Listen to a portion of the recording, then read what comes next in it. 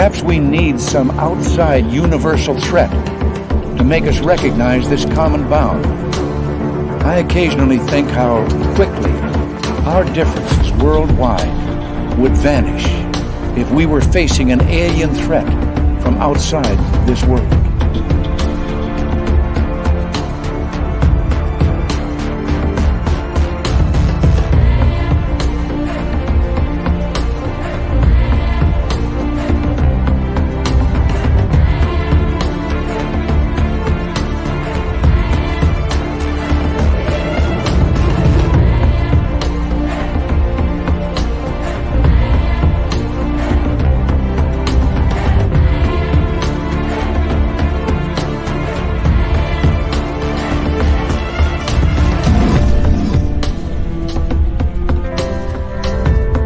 Friday night here on Space Sound Radio, and what a panel we have for the Roundtable, which we do the final Friday of every month. Science Bob, Lou Jimenez, Thin Lizzy, Nicole Sakach. We got a great team for you tonight as we are hanging on out and being all a part of it. Let's get right to the roll call here. Nightmare taking over the gold medal position. Guillermo with a silver. And Trucker Andrew with a bronze. If you can blow that horn for us, Andrew, we'd greatly appreciate it. What the hell is on my shirt right now? What is that? Oh, this piece of paper. All right, moving on. Now that we got the paper incident out of the way, gorgeous Anne Celine, how are you? She'll be signing autographs after the show. Line up to the left of the studio, if you don't mind. To the left of the studio, we have Race Fan. Sparky Lady, welcome to our chat room. Thank you for joining us. Mennonite Abe, Steam Train Mark, please let us know in Australia, since you're in the future, if we are alive tomorrow here in North America. We'd really appreciate that. Mike Roberts, Simon Wales, Grand Paul Holland, Tom Michaels Morris, how are you all? Thank you for joining us on this Friday night.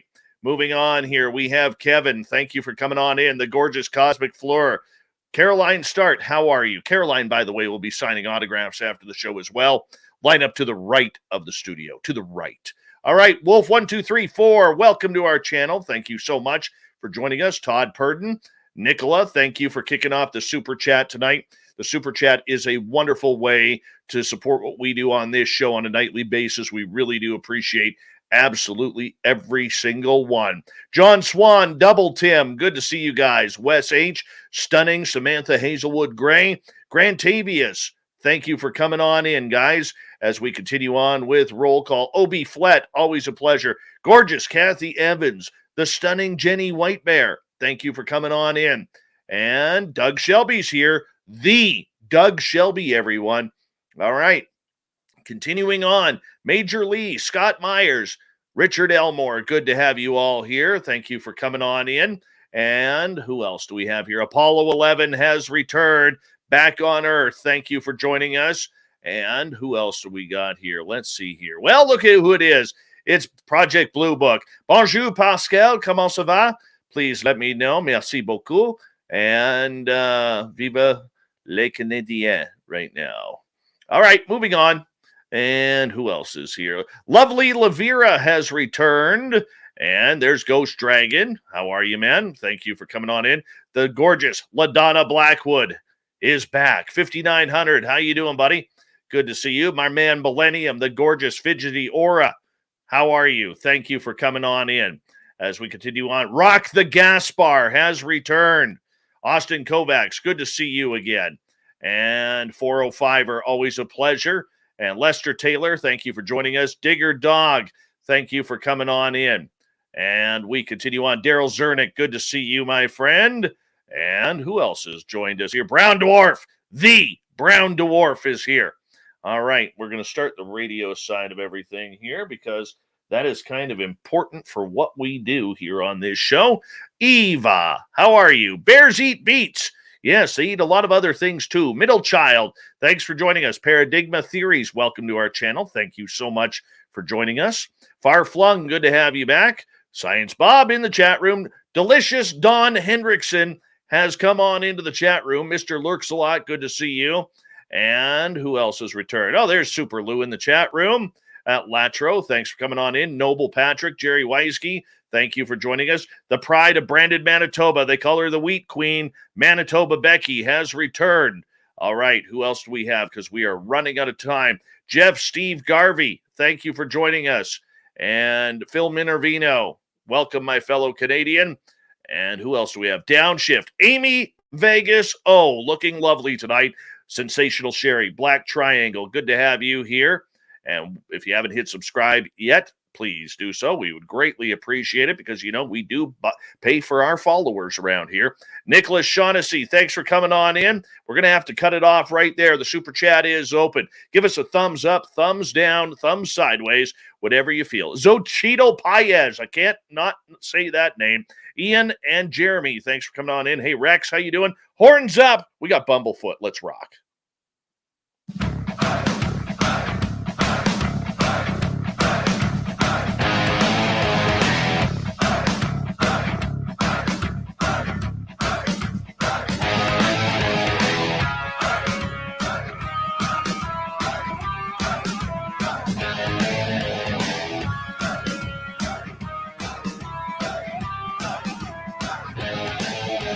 From the mountains of central British Columbia to you listening around the world, this, my friends, is Spaced Out Radio. I am your host, Dave Scott, sitting in the captain's chair of SOR headquarters. We welcome you to tonight's show on our terrestrial affiliates around North America, digitally on TalkStream Live, Revolution Radio, and KPNL. All of our archives are free. Go to youtube.com/Spaced Out Radio. Do old Davey the favor, hit that subscribe button. You can follow us on Twitter at Spaced Out Radio, Instagram at Spaced Out Radio Show, and now on TikTok at Spaced Out Radio. Our website is spacedoutradio.com. We have a plethora of features for you. Rock out to Bumblefoot. Read Shirky Poo's Newswire. Check out our swag as well. Tonight's show is brought to you by Chive Charities. Help make the world 10% happier by visiting Chive Charities today. You can find them on our website. We made it to the near end of the month once again, and that means it is time for the SOR Roundtable, where I bring in some friends to kind of go over the month that was in the weird, strange. We will discuss, we will debate, we will laugh, we will cry, and we will have a good time. And if we can, we will also squeeze in some questions from our audience members as well. Joining us tonight, Science Bob is back, as he's got the fedora on tonight. We appreciate Science Bob always being here. From Unidentified Celebrity Review, Lou Jimenez, we call him Super Lou. Underneath his coat, he actually does have a cape. He really does.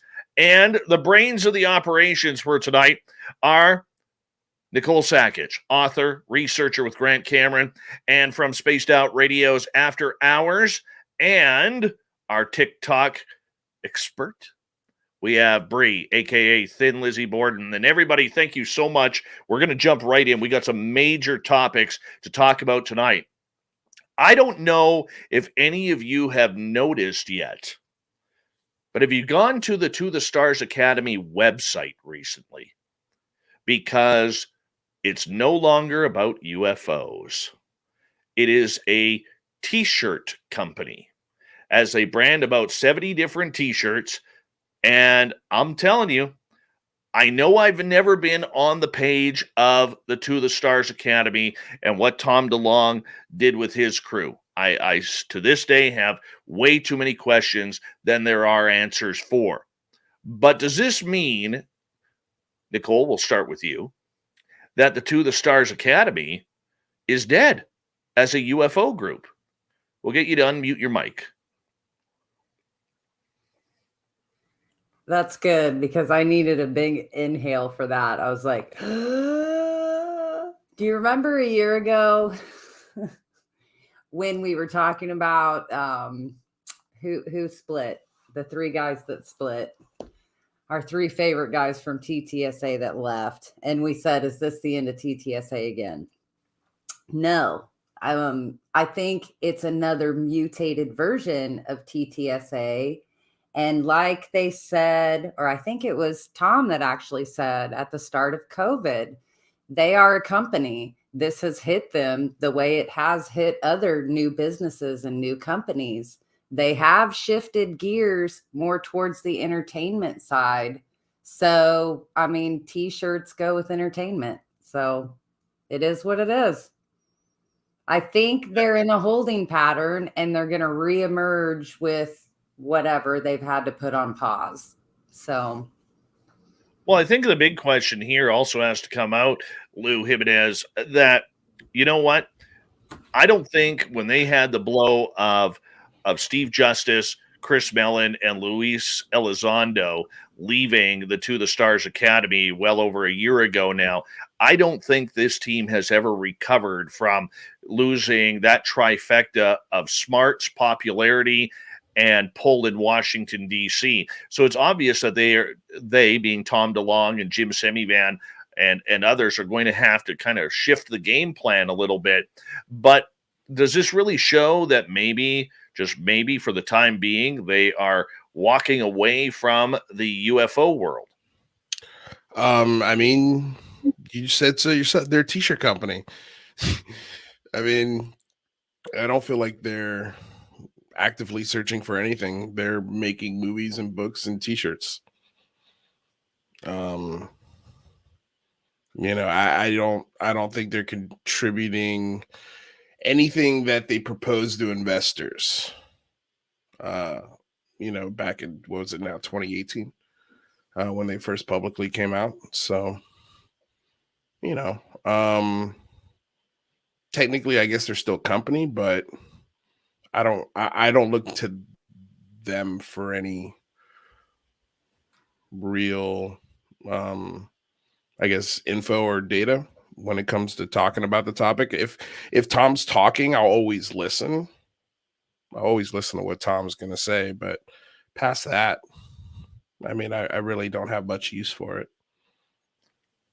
Science Bob, you and I have talked for a couple of years about this subject, at times almost daily, about whether or not this group was going to survive. Number one. Number two, how would they shift? Number three, would they be able to accomplish any of their goals? As I'll get you to unmute your mic as well, Science Bob. Is this a surprise to you or anyone else that, the website about UFOs and trying to bring disclosure and technology to the world is over, or at least looks? Your final revelation in my visit there is pretty surprising. Go look at the bottom of the page. It's nothing but the symbols for the credit cards or PayPal that you can use to buy the merchandise they're hawking on the site. It's not about UFOs anymore. It's not about disclosure. If you listen to Tom DeLonge, he believes they've succeeded, and it's time to move on. So they still have an impressive collection of people and the board of directors, and right below the board of directors on the webpage. I mean, some of these are really, really big names in government circles.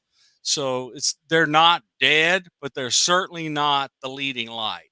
And I agree with your analysis that, and I wrote them off when Mellon and Elizondo and Justice left. And I think there were others, but those are the big three that left. I wrote them off as having anything major to do with UAPs. It's secret machines and angels and airwaves and T-shirts. But I mean, how do they survive, Bob? How do they survive with doing this? I mean, they bit off way more they could chew. And if I'm somebody looking at these stocks, whether I put in $200 as the original stock for one stock, or if I put in $10,000 like some people had and more, I mean, I just pissed away a lot of money, man. Well, the company hasn't folded yet, so my shares are still there, sitting there, dwindling down to zero. But we'll just, we'll see. I mean, I don't expect ever to see a nickel. Then Lizzy, we'll bring you in here because we got to get you all warmed up and fired up in front of the microphone when you make your debut this weekend with the After Hours show, and I'm pretty happy about that. Thank you for joining that team. But what do you think about all this? I think it's interesting, but he is a musician. That's what they do. They sell T-shirts. He's reverting back to his, band days. But I don't know if he's putting in the towel, or if it's just rebranding. So that way that name will be only used for, products. So it's interesting. I'm, going to be looking for more information later on. I look at you as kind of this younger breed of ufologist and person who is following the phenomena, Liz. And when I look at it, I mean, your generation, much more than mine or Bob's or anyone else's, really builds off of hype.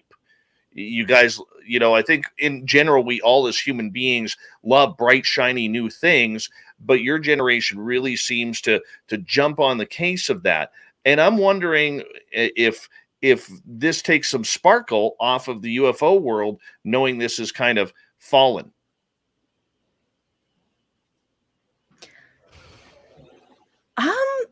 I guess I'm not sure about that. I mean, people are always going to be questioning what they saw. They're always going to want disclosure. So I don't think, them switching to just merchandise is going to take the interest away from the field, from, the newer generation. All right. Thomas Fessler joining us late tonight. What are you doing late, man? What are you doing? Oh, you go through 2 hours of a long show right before this starts. You're talking about a topic that has not been talked about enough, and trying to bring it to the audience's attention and the attention of the community. And then you get wrapped up in that same conversation after it's done, and you realize, oh, you didn't have Alexa set to remind you to come on Dave's show. And it's just like, holy That's cow. okay. That's okay. We're talking about the To the Stars Academy. I don't know if you've checked out their website. Oh, yeah. Where it's gone. It's over. Are you looking at this as, somebody with disclosure tonight, looking at this as this is the end as we know it as a UFO TTSA? I see it as something that's going to stop a horrible financial bleed for Tom DeLonge. It's something that he's been personally carrying along for a long period of time. If you look at the financial statements coming from the company, he was putting, money after more coming into the organization just to keep it up and running. So from that perspective, it's a good thing. Now, there are some properties or different things there that he may be able to benefit of long term. And don't forget, while the day-to-day overall operations of the company may cease, the different projects that they have up and going with the Army in their lab over in Michigan to go ahead and try and determine what is up with these materials, with these metamaterials from the crash craft, there's an opportunity for him to try and recoup for the money that he was brought in. But you know what? I feel bad for the guy because he's personally been so invested in this, and however it got set up, man, he's been paying the bills, and good for him. All right. Lou, I want to bring you back in here for a quick second. I want to continue with this topic for a little bit. Where did this go wrong? Because they were the apple of the disclosure movement and UFO Twitter's eyes for so long, from their inception right until the group broke off. Where did this go wrong for you? I don't know if at any point, I mean, for me, I didn't invest any money in it, so I don't think I could be that angry, that at least they tried from my point of view. But I think from looking from the outside of it, looking in, I'd say they probably went wrong on trying to, it seems like they were trying to build a movie studio and a publishing company and a t-shirt company before they were trying to do any sort of research or development of technology like they promised. I mean, all of which, either route you go, it's super expensive, but trying to start your own media company, man, you're talking like you would need billions and billions of dollars to do something like that on a level that people are going to, really understand or like be into. For example, like he's making a film, I think it's called The Monsters of California. It's low budget. You need, if you're going to do a movie about something like this, I don't know, that's going to be as impactful, say like the Matrix or something. You're going to need a bigger budget than, you know, what the Monsters of But it California seemed like had. he was almost trying to create properties that other people would bring to fruition. They were going ahead and trying to create, whether they may have had something in production, but they were actually looking at some of the stuff they were trying to do from the entertainment aspect to try and finance some of the bigger things that they were trying to do in research to try and move forward the, you know, the Well, exploration, the science part of it. I think it's part of it is Tom DeLonge is really good at writing songs. He's not good at writing books and scripts. Yeah, he wasn't the greatest CEO. And when it comes down to any corporation that's going to fail, you have to look at the leadership. What did they do? What they didn't do? And kind of along the time when we had the elections going on, the last round, maybe his time could have been better spent trying to promote and trying to get things going with the overall organization and the goals of TTSA and spending a lot of that time spewing negativity against the election. All right. Science Bob, I want to bring you in here for a quick second because this was my next question. Would like to comment Sure. on that. So Sure. look, everybody involved with TTSA were all in on Hillary Clinton winning in 2016. That They is were true. all in. And when that failed, I went, they're in trouble. Yeah. And then shortly after that, after Trump was elected and installed, Gary Nolan left and Hal Puthoff pulled back. And people just went quiet, dark, left the advisory board. I thought they were in trouble at the inauguration in January of 2017. I went because their entire plan went down the tubes. It But shouldn't have, though. she had guaranteed them that she was going to bring stuff out. So there you go. Bring us in, But- Nicole. All right, what were you going to ask? I was just going to point out, though, since we're going to throw in just a little bit of like the side politics with this, though, like if we're going to pull out that card, though, then we have to acknowledge the other group in the shadows that has been calling this a cash grab the whole time. And that it's like a sort of just like these shell companies we hear that they're started for a purpose to gain whatever they need to gain. And then once it's served its purpose, poof, they're gone. Except it's hard to be a cash grab. They thought they were going to raise $50 Well, million, instead of and grabbing they only cash, raised $6 million, and they instead were of grabbing burning cash, though, cash. They were burning cash. All from the right. first day. They never had any Instead of cash. cash, though, Let's look let at Nicole the monetization of the popularity of getting the word out as the cash grab. You know, look at how they elevated this into the public eye. Was that the cash grab? Well, I want to get to something else here because there's something else important here, Science Bob, I want to discuss with you. And this leads to Sparky's question here in the chat room, which is about the metamaterials and the deal with the Army. How does this play out? Like right now, nothing would change because TTSA is still a company. But I mean, this, in my opinion, really puts those metamaterials back into secrecy into the hands of the military.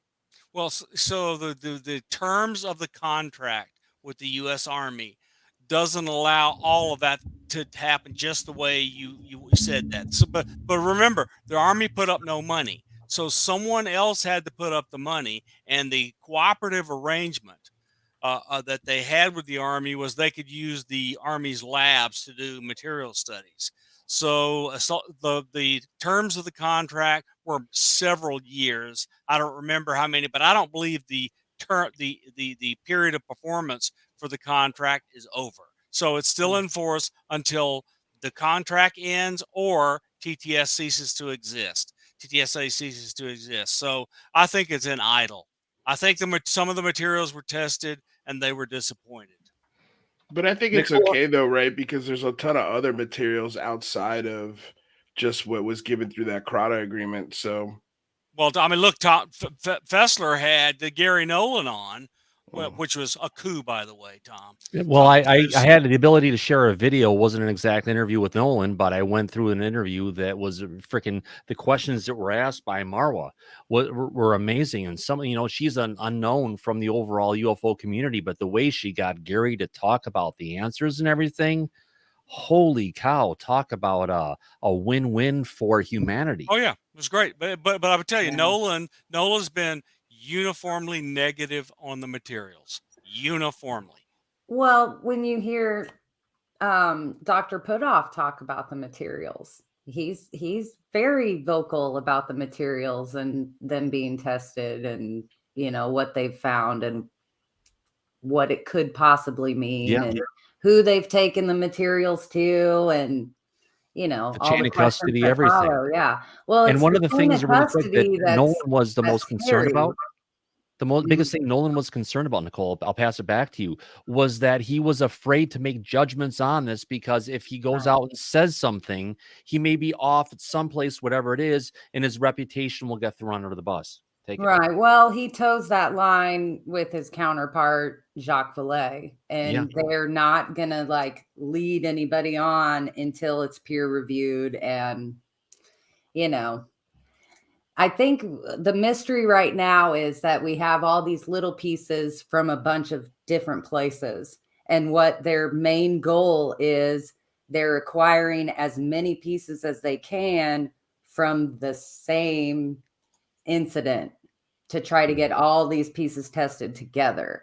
But I could be wrong. That's me kind of speculating. But Nolan said now that we can work with the government and we can get samples from them. You could see the excitement and enthusiasm in his face about, wow, I get more stuff that I can test and put through this. And maybe all that stuff that I'm having to do over here, my regular job, I don't have to do anymore. And I can focus just doing on what my passion is. That's what I loved. The materials and other things being reverse engineered and so forth in the NDAA, which is not yet funded, is a really big deal.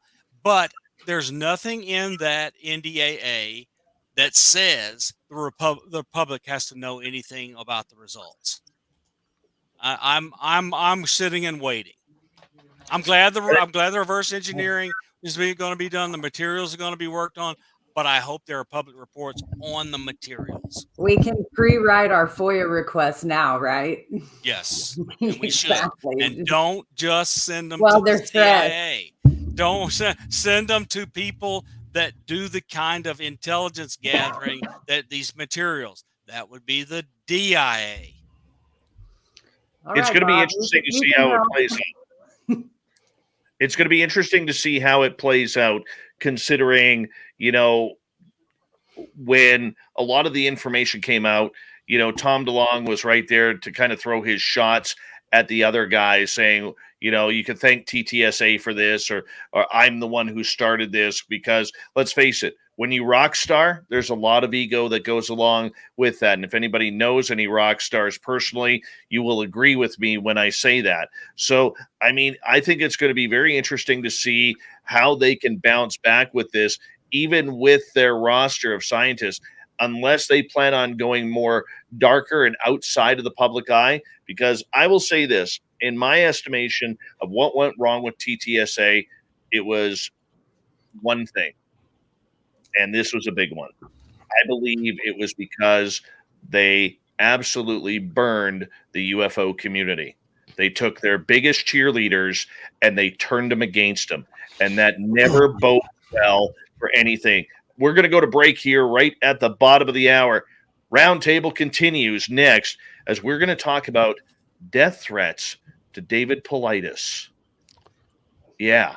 We're going to get into that. Nicole Sakach, researcher and author. Thomas Fessler from Disclosure Tonight. From Spaced Out Radio's TikTok and After Hours, Bree, a.k.a. Thin Lizzy Borden. Lou Jimenez from a great show called UCR. And Science Bob McGwier. We'll be back on Spaced Out Radio when we return right after this. Stay tuned, everyone.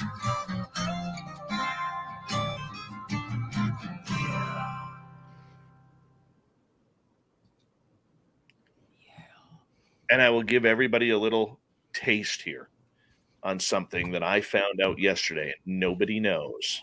Mm. Ooh. One of the names that we brought up today already, maybe still part of the TTSA, was on a Zoom call with Canada today. Mm. And that's all. What does that That's- mean? But wait a second, on a Zoom call with Canada, like somebody in Canada, the government that is Canada. I am waiting for the notes from the meeting.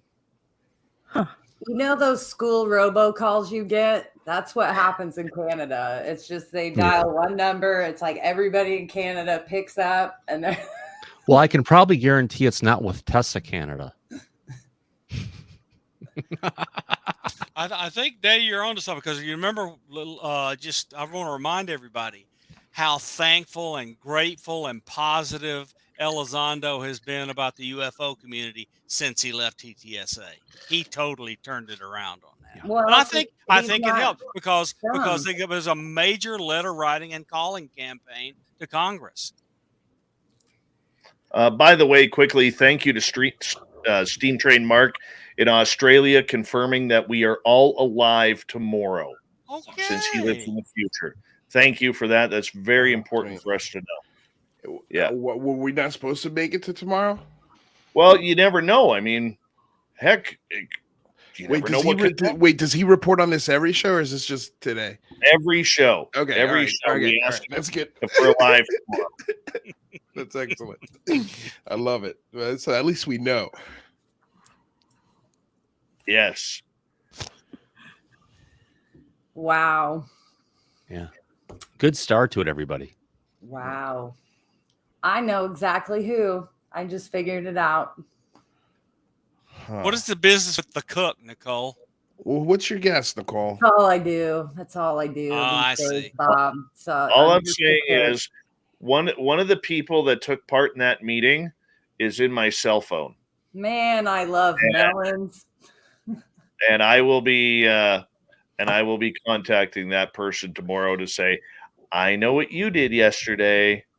Wait, so wait, okay, can you say what you said again? If I have somebody to from the TTSA had a meeting with Canada? Careful. I have to be very, very careful with what I say because I was told in confidence that there was a meeting today, and there are certain people who we just talked about. Well, a certain person that we just talked about who was attending a meeting to have a discussion, shall we say. So do you think they took it all the way back to like Wilbert Smith? You know, they're like, No. have they picked it up more current from there? I can tell you right now, they were not talking about the truckers convoy going on right now. Well, depending on who they were talking to, maybe that was a welcomed distraction conversation. No kidding. No kidding. Are they planning another landing? Are they gonna build another platform? No. Yeah, they need another landing zone. No. Okay. I am waiting for information on what happened in that meeting, and I personally know a couple people who were in attendance in that meeting. What's your guess, Nicole? Out of the people, I mean, you're allowed to guess, right? I would guess Chris Mellon. I'm gonna go Lou. Me too. I'll go neither. Who? I mean, Dave said that he has their phone number. That was one clue he gave us. Justice. No. Is my number 2. Steve Justice? Well, you know, out of all the people that have been involved with TTSA, Gotta be Dave, Mellon. have you ever been with Tom DeLong? No. Okay, No. then I'd say it's Lou. I did buy the album, Take Off Your Pants and Jacket. Of the people I know that you've interviewed, out of all the different people involved with TTSA, the only one who's out there, which would be really surprising, is He Lou. didn't say interviewed. He said in his phone. I know, but someone he would have interviewed would have been in his phone. Let's Not just say necessarily. let's just say that we got 30 seconds left before we have to go on air. And I want to say a big thank you to Nicola, Obi, Tim Flash Forward, Sparky, and Daryl for the amazing super chats. It's a wonderful way to support what we do on this show on a nightly basis. And I'm very thrilled to have all of you guys here tonight for an amazing panel. And we're going to continue here in about 3 seconds. So stay tuned. Here we go.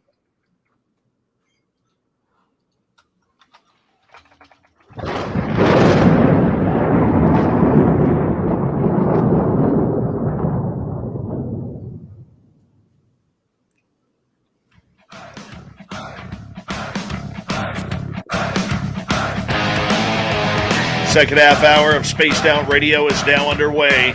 My name is Dave Scott. Thank you so much for taking the time to join us. We really do appreciate earning your listening ears. Want to remind you that if you've missed portions of this show or others, check out our free archives and go to youtube.com/Spaced Out Radio. Do me the favor, hit that subscribe button. Our website, spacedoutradio.com. We have a plethora of features for you. Rock out to Bumblefoot, read Shirky Poo's Newswire. Check out our swag as well. Follow us on Twitter at Spaced Out Radio, Instagram at Spaced Out Radio Show, and now on TikTok at Spaced Out Radio. The roundtable continues tonight. We have from Unidentified Celebrity Review, Lou Jimenez. From Disclosure Tonight, Thomas Fessler. From Spaced Out Radio's TikTok channel, and After Hours, Thin Lizzy Borden, Nicole Sakach, researcher and author, and Science Bob, as we love him around here as well. We're going to kick off with David Paulides here. And yesterday, David Paulides announced that he was not going to be taking in a Sasquatch conference called Squatch Fest in Kelso, Washington, because of death threats that he received from somebody within or group of people within the Bigfoot community who do not agree with his work. And he stated that law enforcement was made known of this and that they were not able to help at this time. So he had to unfortunately decline the investigation regarding his attendance. He was supposed to be the keynote speaker at this event. And let's face it, David Paulides with Missing 411 and Can-Am Missing is a controversial figure in this field. However, it doesn't matter how controversial the person is. Nobody deserves death threats on what they are doing and working on. Thomas Fessler, we're going to start with you from Disclosure Tonight. I mean, I know this might be a little bit of news to you, but what do you think about something like this? Yeah, when people are experiencers and they try to bring information forward, and it's something that they've dealt with, for different parts of their life, to get to the point of dropping death threats and threatening against people for something that they believe in, just kind of crosses that line in general society of, you got to wonder, who in the heck are these whack jobs who are watching this, and why are they still free walking around if they have to get to that point of attacking people for what they believe and what they saw. Some people may or may not agree with it, but it's not like we're looking at something that's as far out there as a lot of religious or political things. True enough. But I mean, I just can't understand. And this seems to really show the immaturity of many in this field. And it doesn't matter whether it's UFOs. We've seen some nasty things happen in the UFO world. I mean, we've seen nasty things happen in the paranormal world and, of course, in the cryptid world. I mean, this bitter free-for-all, just because you may not agree with someone's opinion or someone's research, that you want to threaten to kill them? I mean, this is horrible, Science Bob. It is just terrible. I mean, look, Paulides is... He's an opinionated person, but he does really, really good work. And I just don't understand. I just don't get this threatening to kill people. And I don't know about the rest of you, but it would make me really happy if they rounded up a few of these people, made a case, and put them in prison. Lou Jimenez, I know you're more into the UFO side rather than... Well, I was gonna ask, what was the controversial stance on Bigfoot that David had? Well, the controversial stance is this. He does a lot with his books, Missing 411, where he takes strange cases where people have just vanished under extremely mysterious circumstances. And there's very little trace of evidence. And just, he believes, I'm not going to speak for him, but he leads you down a path to believe that it's either Sasquatch, Dogman, UFOs, aliens, potentially taking these people, or maybe they're walking through portals and making things happen. But I mean, he's also earned a lot of enemies in the field, not only in the Bigfoot community, who doesn't like the fact that he has profited big time from his writings. They have been very, very questionable about his research studies that he has done. He's upset people in the government, law enforcement agencies, forest park rangers, and national park services, because they don't keep a collection of the amount of people who go missing in their parks every year. So he's been an extremely vocal voice on asking hard, tough questions, which has rattled a few people. Add to the fact that he's not, as much as he is a science guy, he believes there's something supernatural, which really upsets the Bigfoot community, because they got all of these opinionated non-scientists who believe that this is the North American great ape or Gigantopithecus or some monkey that's living in the forest. So this is where it's kind of jumped in and out. I mean, it sounds like he deserves a couple death threats to me, Dave. I think they're very well warranted. No, I mean, look, any subject, whether it be religion, whether it be chess, whether it be basketball or fandom, there's always going to be this element of just extremism, always. And I feel like, and I've been learning this last year, that these really loud people are such a minority, and they really have no power to cancel anything. And usually when they are trying to cancel something or putting death threats, it's absolutely wild to me. Absolutely wild. If you don't like somebody's information or data, just don't read it. Move on. The part of his research that fascinates me the most are the children. The ones where 2 and 3, 4-year-olds all of a sudden disappear. Some of them are found dead, but some of them are found an impossible number of miles and over impossible terrain in impossible conditions, where they should have died after 30 minutes, but they've gone 20 miles over a day. That's something strange. I've seen those films, and I'll be honest with you, I feel like the children are the easiest ones to explain. I think you get a bird of prey like an eagle. You ever see how big an eagle can get? Oh yeah, they're enormous. And for something to swoop down and just pick a 10 or 15 pound kid up, it'd be nothing for an eagle. That's all true. That's true, with the following exception: the number of pounds per inch of pressure from the talons of any of these kind of raptors would leave marks on the children that are not there. No, that's true. I mean, I think the adults are a little more difficult to explain. They're harder.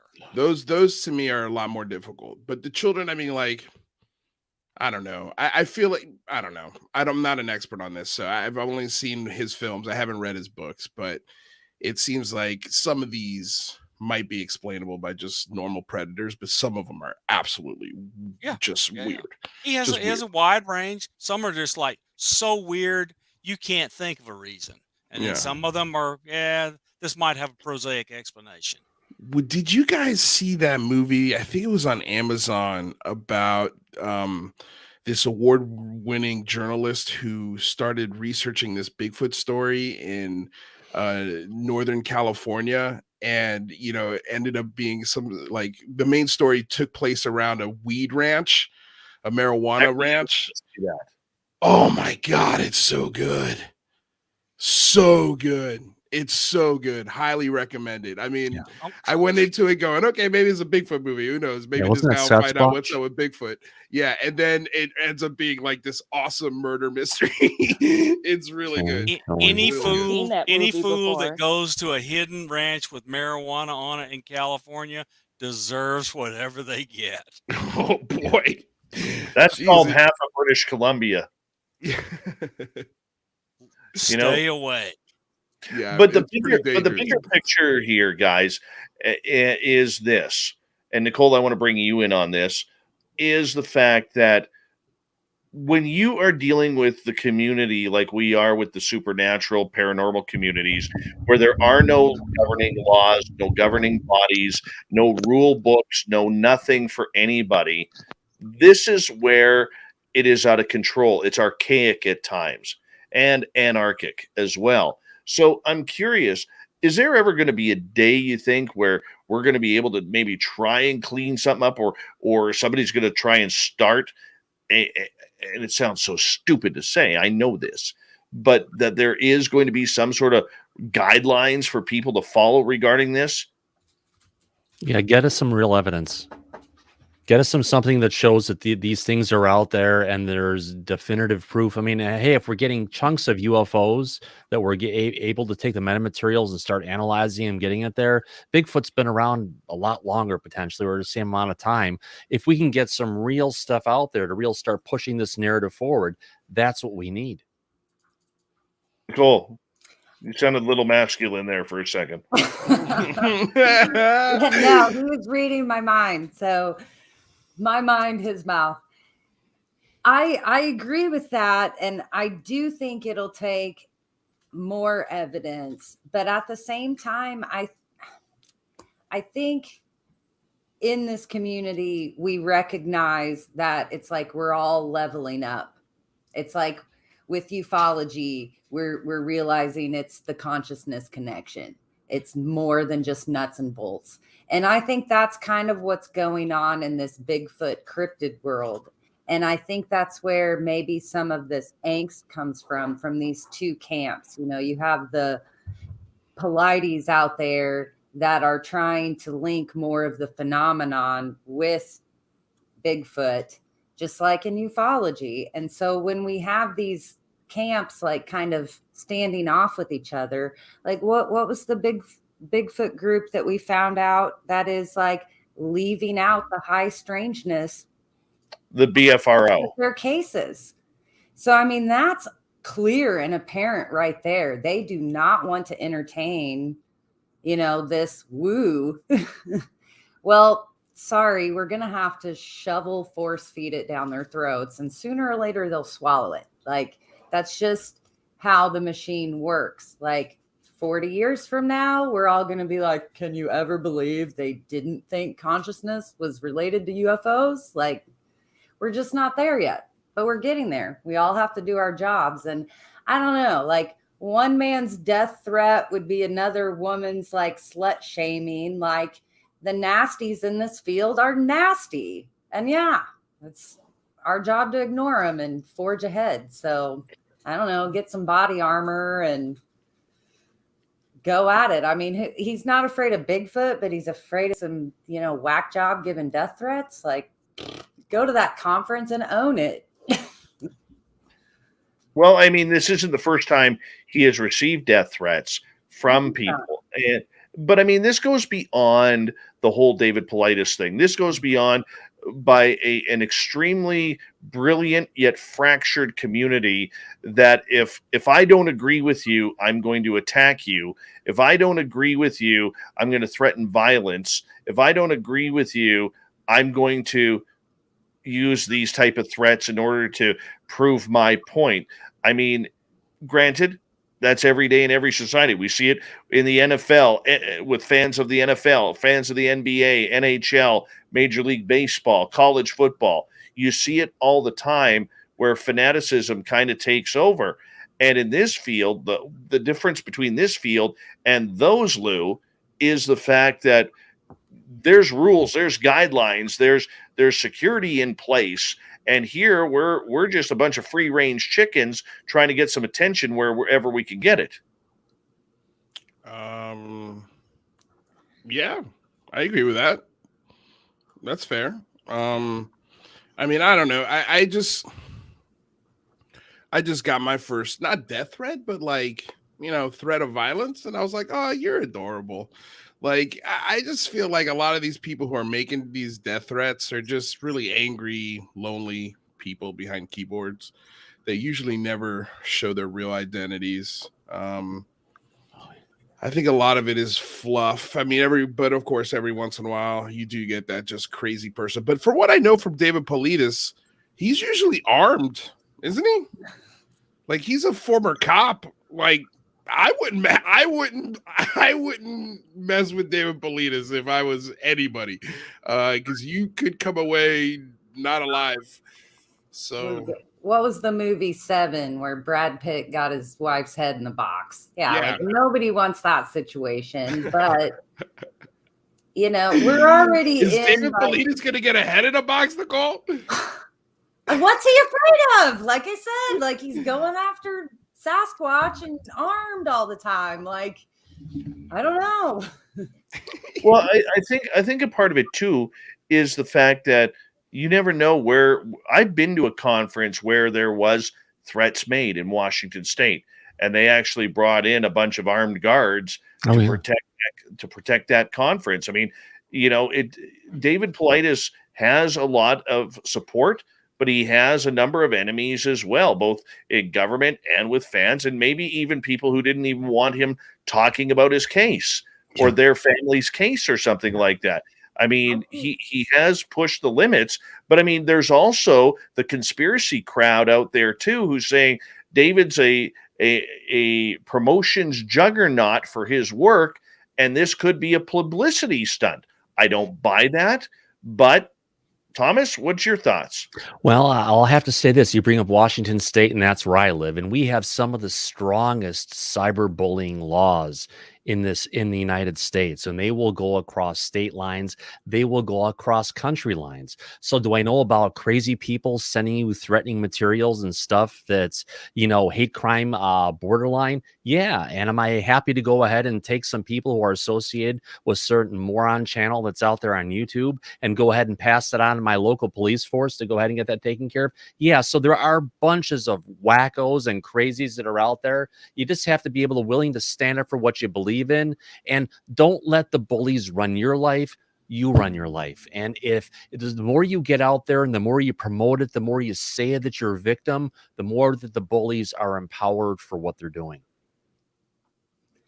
I keep having these flashes of like conferences from like 30 and 40 years ago that we catch little like home video glimpses of, like that one where like Phil Schneider's like up there like yelling and holding up his fingers, and you hear people like yelling all the way like from across the auditorium. They're like, "Ah!" It's like, have you guys been to a conference like that in the last 5 years? I've never been to a crazy conference like that.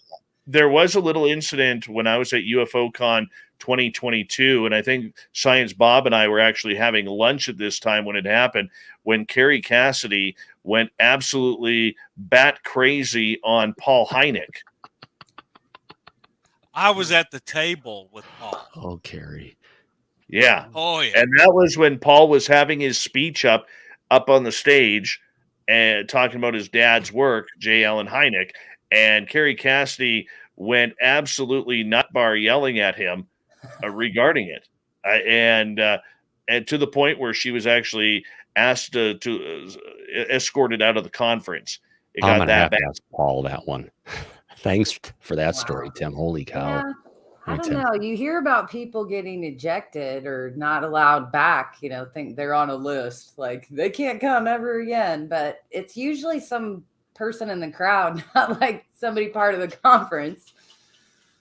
Oh, see. Well, I mean, this is a lady who said that even though there was no satellite footage, that 250,000 Chinese army soldiers were lined up on the Canadian border, ready to, invade the United States.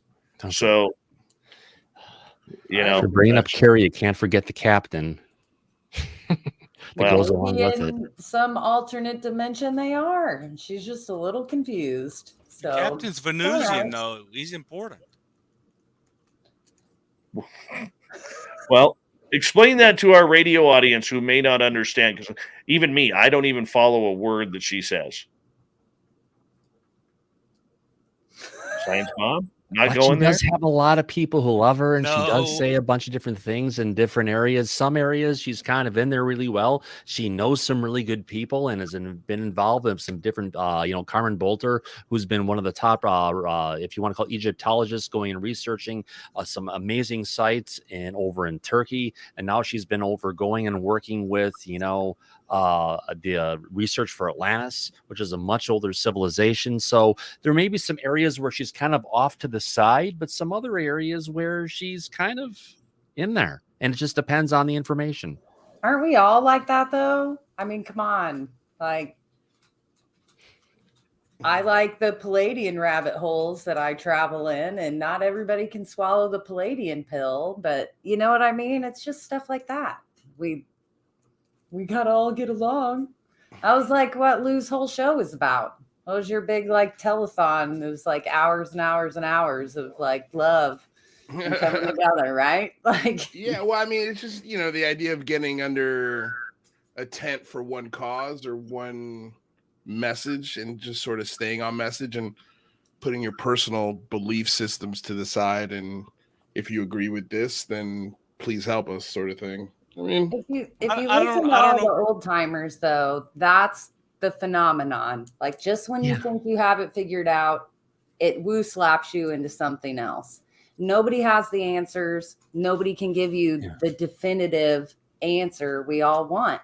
But can we So, get when we're we have to. together? I Give know the ET Love a and Light chance. crowd. We need to all come together to make it But happen. what's honestly though, what if it was truly that simple? Just love each other, guys. Like, come together. If we just come together in love, we're gonna get all the answers. Like, oof, I know, but we're it's talking just about so hard. we're I talking can't about love humans. We're everybody. talking about Like, humans here, I and don't know. some humans are just pretty nasty to each other. I mean, we're a tribal species. But you got to look at it though, Lou. Really, this is the first time we've actually had bipartisan, without an issue, going for the NDAA 2022 approval. And when we had those changes, went through the House and they went through the Senate, bipartisan, both sides said unanimously, let's move this forward with these changes. When's the last time you heard that happening in a government without a fight?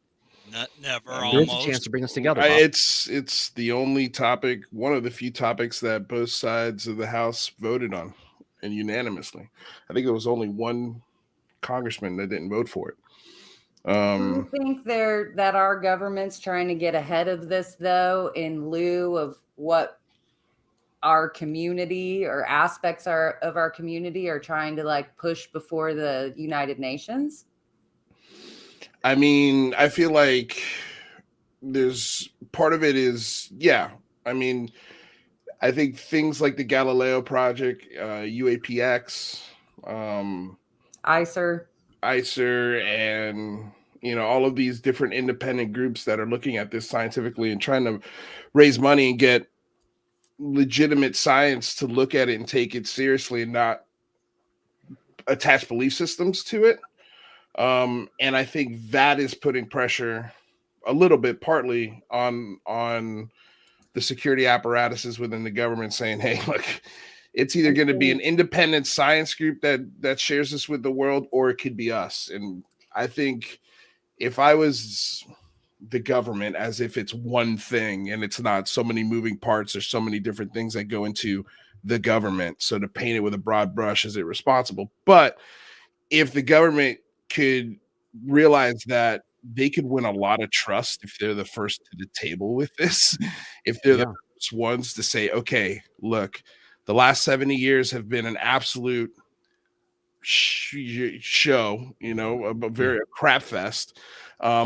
Here's what we know. This is the new generation of people coming in. And that's what Avril Haines has been pushing for, Lou. She's been trying to get the overclassification, the over putting stuff as, if you want to call it national security, national secrets. We've been classifying too much, and we've lost faith in it, Dave. All right. Stay right there, panel. We're heating up. It's feeling good. We're going from second gear to third. hour number 2 of Spaced Out Radio, and we're going to get into Jacques Vallée joining the Galileo Project next on the mighty SOR.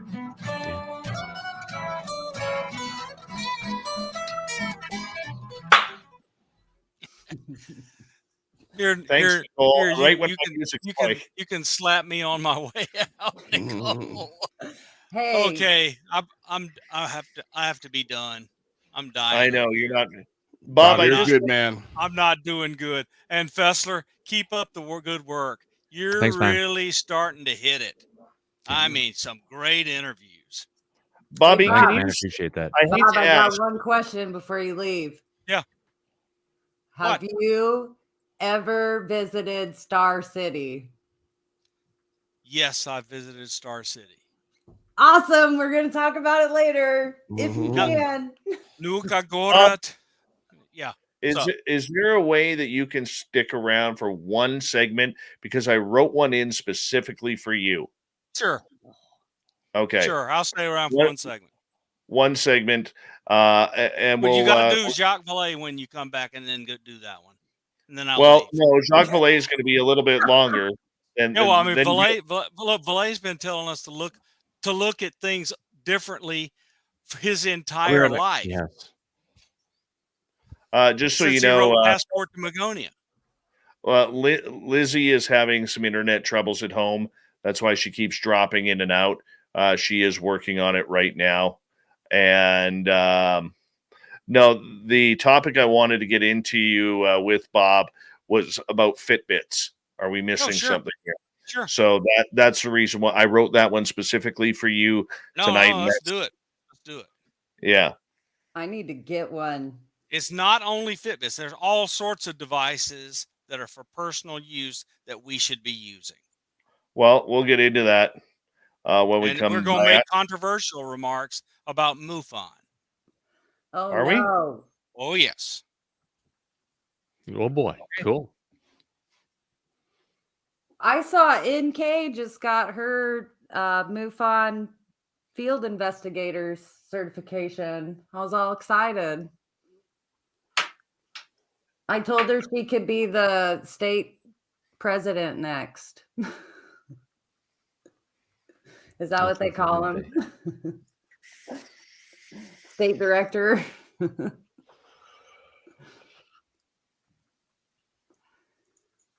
I just got in a fight with somebody in MUFON a few weeks ago. Not very happy about it. Go over their head. I didn't have to. I put him in his place. It was just just make sure just make sure to protect yourself so it doesn't happen again. No, it's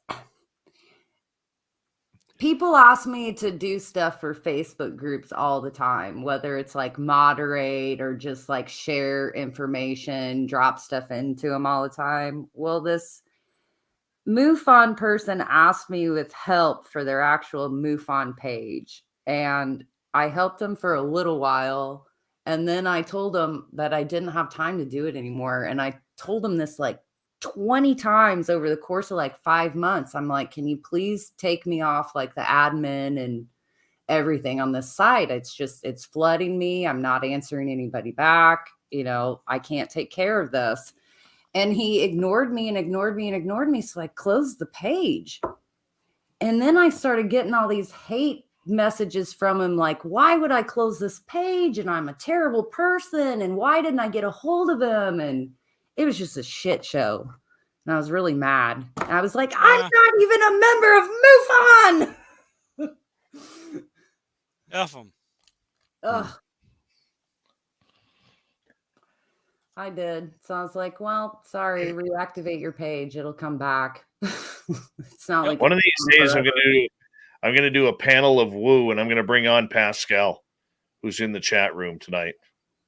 Hey, Pascal. Love you, brother. Come out and play, Pascal.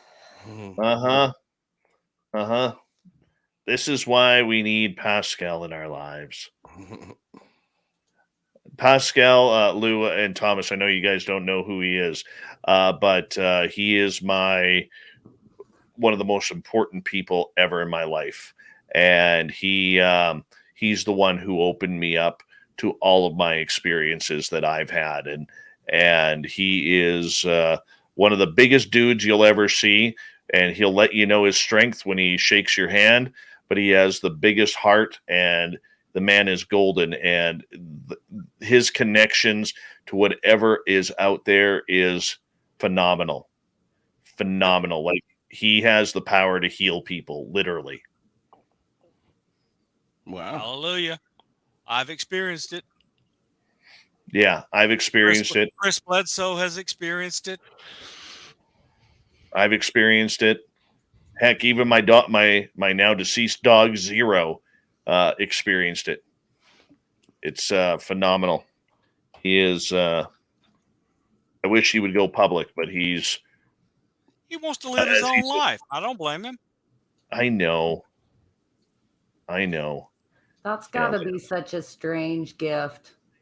And I've talked to people who ponder whether or not they should try to pursue if they have that gift or not. Because we know, like, some of us know it's like there's that whole theory of like you're either healed or can heal, or it's like some mixture of both. And so it's like finding experiencers that are fumbling through this. Like, how did Chris Bledsoe decide for the first time that he was going to try to heal somebody? All right, guys, I got to cut it off right there. We're on in 10. Thank you to all the super chatters. Thank you to all our new subscribers. And we're going to rock right now, guys.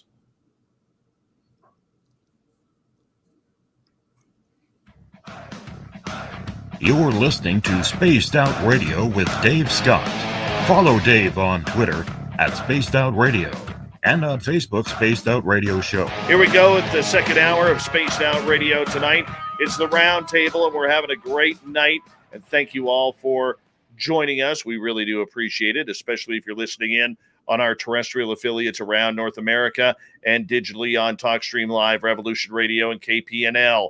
All of our archives are free. Go to youtube.com/Spaced Out Radio. Just do old Davey the favor. Hit that subscribe button. The Desert Clam has set the password for tonight in the SOR Space Travelers Club. Hubbalobble. Hubbalobble is your password.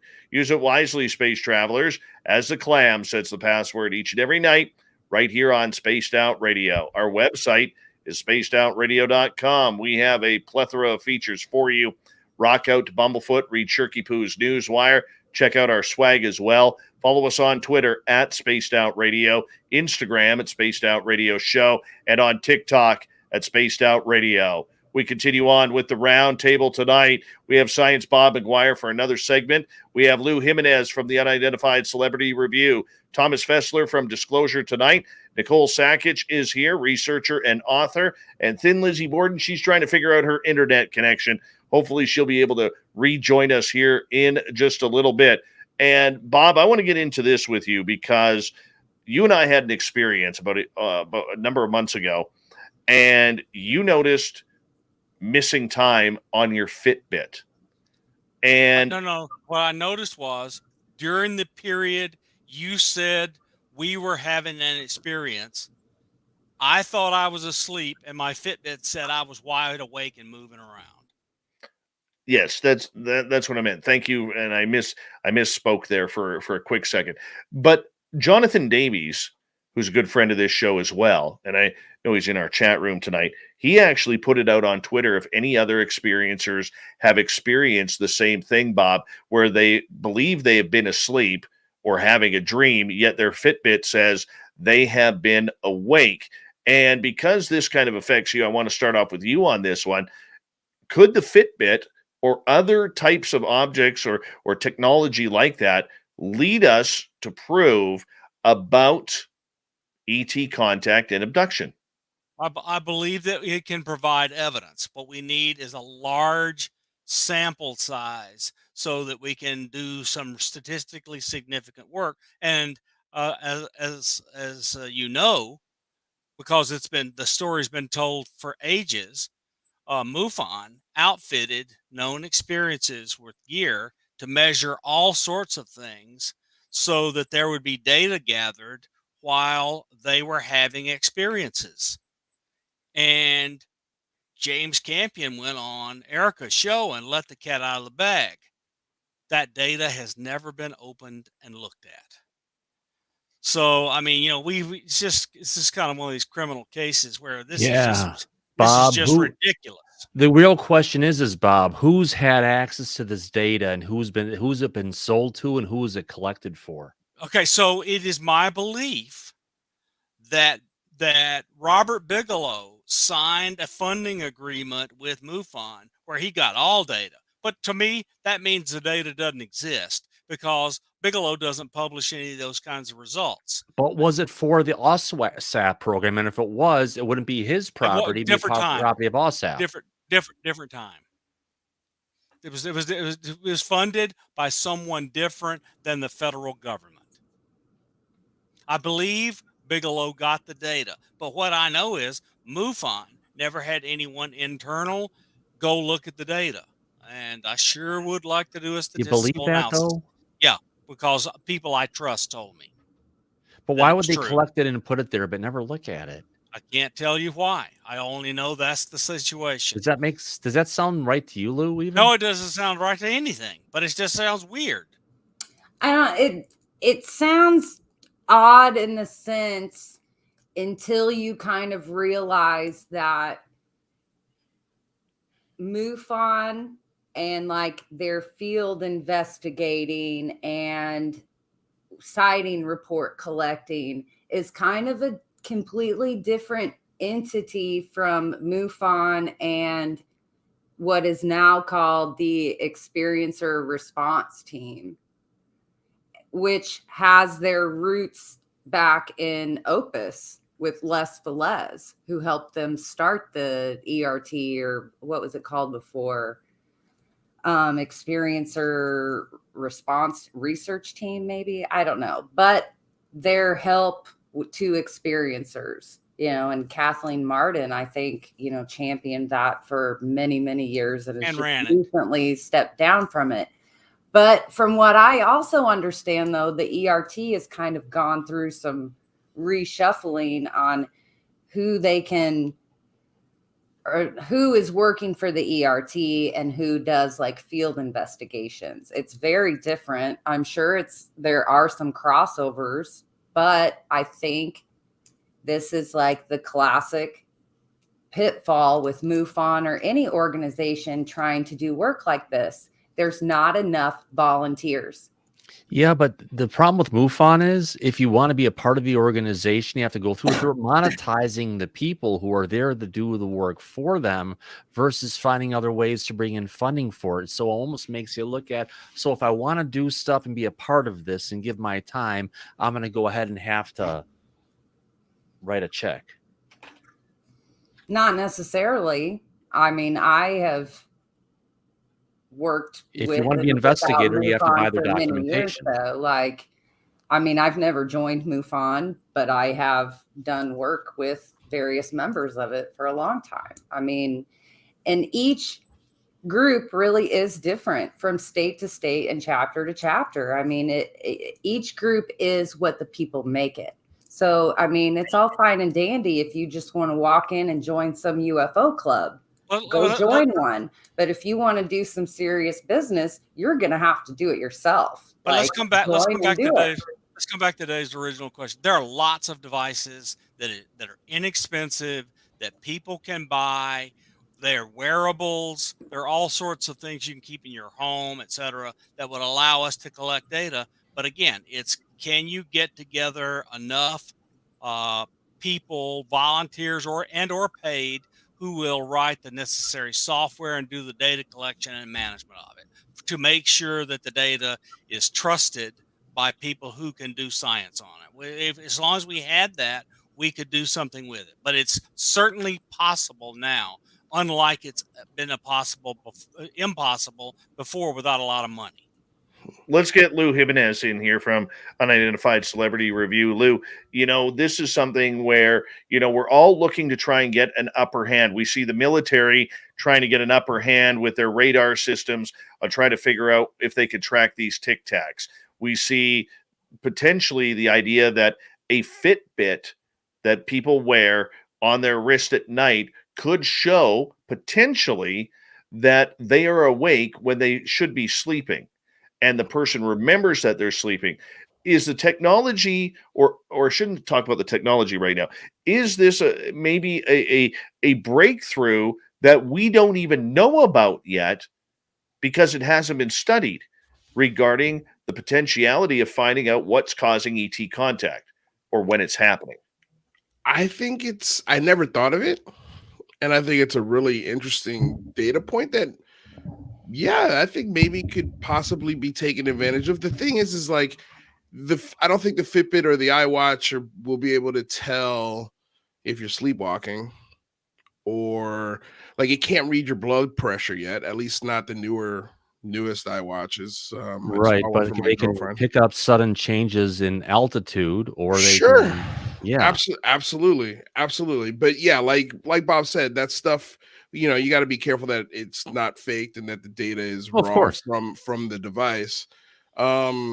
I think it's an interesting thing. I mean, why not? I mean, I've heard of watches stopping, right, at the moment of these events, and when they come back, either the watch is a few hours off or has just stopped working at the time Yeah. that they had their experience. So sure, why not? But I mean, I would also assume, it might be one of those things where anything electronic just gets completely messed with, and maybe the data gets corrupted. I mean, if this phenomena has the ability to, mess with radios and mess with electronics and vehicles while they're or even nuclear ordinances, who's to say they can't mess with an iWatch?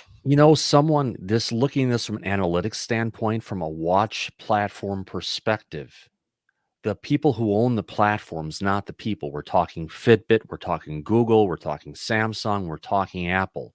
If they had different devices where all of a sudden they came out of nowhere, their device went to synchronize back up with their time servers, and they found out there was this big chunk of time that was different and they were having to cycle it back in, they track it and try and see if it was a bug. But, to be able to get to those numbers, it's working with the platform holders to anonymize the data to see if it's there, potentially even to watch for it. And then instead of having the people who are signing up for it to be a part of it, everybody on the platform, we can get that data and analyze it from an anonymized perspective just to see, is this really happening out there? Well, you figure if it's happening at the rate that people claim that it is, there should be iWatches all over the world, going to a couple hundred feet in the air and maybe shutting off and then coming down from a couple hundred feet a few hours later. There should be so much data that software engineers should be going, what the hell is going on here? Yeah. The analytics systems would be just rifled with the information where they could see the patterns coming into it. And you almost would want to wonder from a quality standpoint if they wouldn't be watching for stuff like that to go on. I guess it just comes into getting partnerships with the right people, but with the right team getting to deal with the platform holders and trying to look for these particular trends to identify when and where. But like anything with good UFO pictures, only 5% of the information we're going to be hearing is really going to be the real stuff at the most. That's the reason you need a lot, so you learn how to sift the wheat from the chaff. Yeah. You have to learn. It's time for us to start observing them. Yeah. Well, it would be interesting to see. I would love to see somebody like Brandon Fugel test out this theory at Skinwalker Ranch. They have a lot of stuff going on there. And if there are people there on his team that have been or claim to be abducted, that would be a great, great piece of information for them to even try out. Maybe they're already doing it. Maybe they already know. We don't know. But I think that would be a great starting point to test it on out. Is anyone on the ranch Brandon's been hinting that lots of crazy stuff are coming out in season 3. So there is word on the internet of an incident at a time when some people came up to go ahead and shoot video at that site. Within 5 minutes of them showing up to do their things, a Tic Tac was captured. So season 3 is going to have some cool stuff. You just have to be able to look on the internet whether or not the information was supposed to get out. It's out there. Yep. I don't know. I just So want we're to see. talking, finally, they're doing like CE5 at Skinwalker. Is that what we're talking about? Season 3? I might actually watch. I didn't hear about that at all. No. No. Oh, dang it. Because I that's don't think what it's they're gonna take. meditating and sending out tones. Come I mean, they on, did you know, last season. sometimes it's more than that. You get in these big, closed, kind of private C5 groups, or I Yeah. should say heist groups. You know, there's channeling, there's meditation, Yeah. there's dance. I mean, I can tell you there was a picture on the Discord site from UAPX where Jeremy McGowan was in the control room at Skinwalker Ranch. So you just have to put the little pieces of information together. I love it. Right? Oh, yeah, it's information. It's out there in the net. You just need to know where to look for it. Yep. It's very interesting indeed. But getting back to the technology science, Bob, of the Fitbit, how could this potentially be a game changer for those who are ET abducted? Because not everybody gets abducted physically. They get a, many people claim that they are taken on an ethereal level type too. Again, you have to look at all the sensors that are running in these Fitbits or any other device that's near them to see if there are any anomalous things that are being gathered in the data. So again, it's a data-driven thing. We need the data to look for anomalies, and once we have the anomalies, are they associated? I mean, it's just tedious detective work. But is it hard? I mean, would Apple not be able to tell? I mean, somebody within They're Apple. not looking. So An ethereal experience through an iWatch?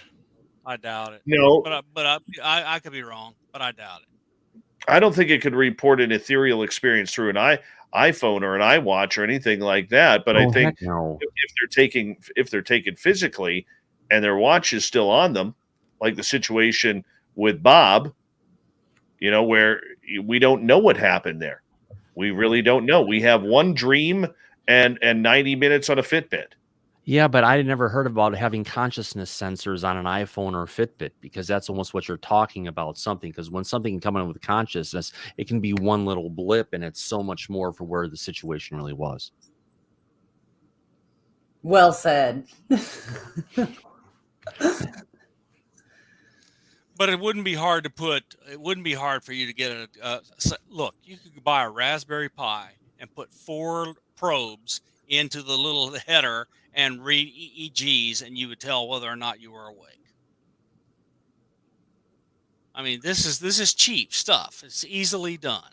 So It's just putting together people that are willing to put the time together to package it so it's easy to use. Anybody can do it and gather the data. I mean, we've got EEG sensors out there from Muse and other bands where you've got different ones you have to get on there, but they're all technology where you have to have it positioned in the right way for a certain level of connectivity. A lot of the times you need to have a certain level of saline, different things in the sensors to get there. So it's not readily easily to get data. Yep. I agree. Well, we got 6 minutes left, and I'm going to change topics here, guys, because I think we beat that one up pretty good. But let's get right to the idea here of Jacques Vallée joining the Galileo project. Is this a win for Avi Loeb's team? Is it just another name to add to an impressive lineup where it's starting to look like a more credible To the Stars Academy? What are we looking at here, Bob? I do not believe Jacques Vallée is going to reveal all his secrets to the Galileo team. I believe that he is going to be on the advisory board and give them information, advice when needed. I don't think he has time to do the day-to-day science activities for Galileo. He's busy as he can be with all his investment and other activities in Silicon Valley.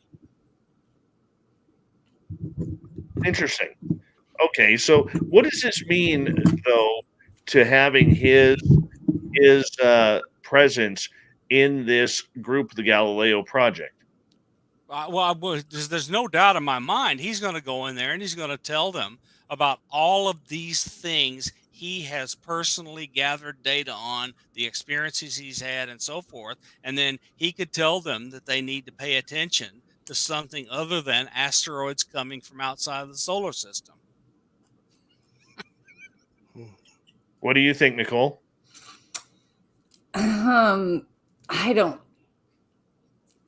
I think it's like we mentioned with TTSA and where they went wrong.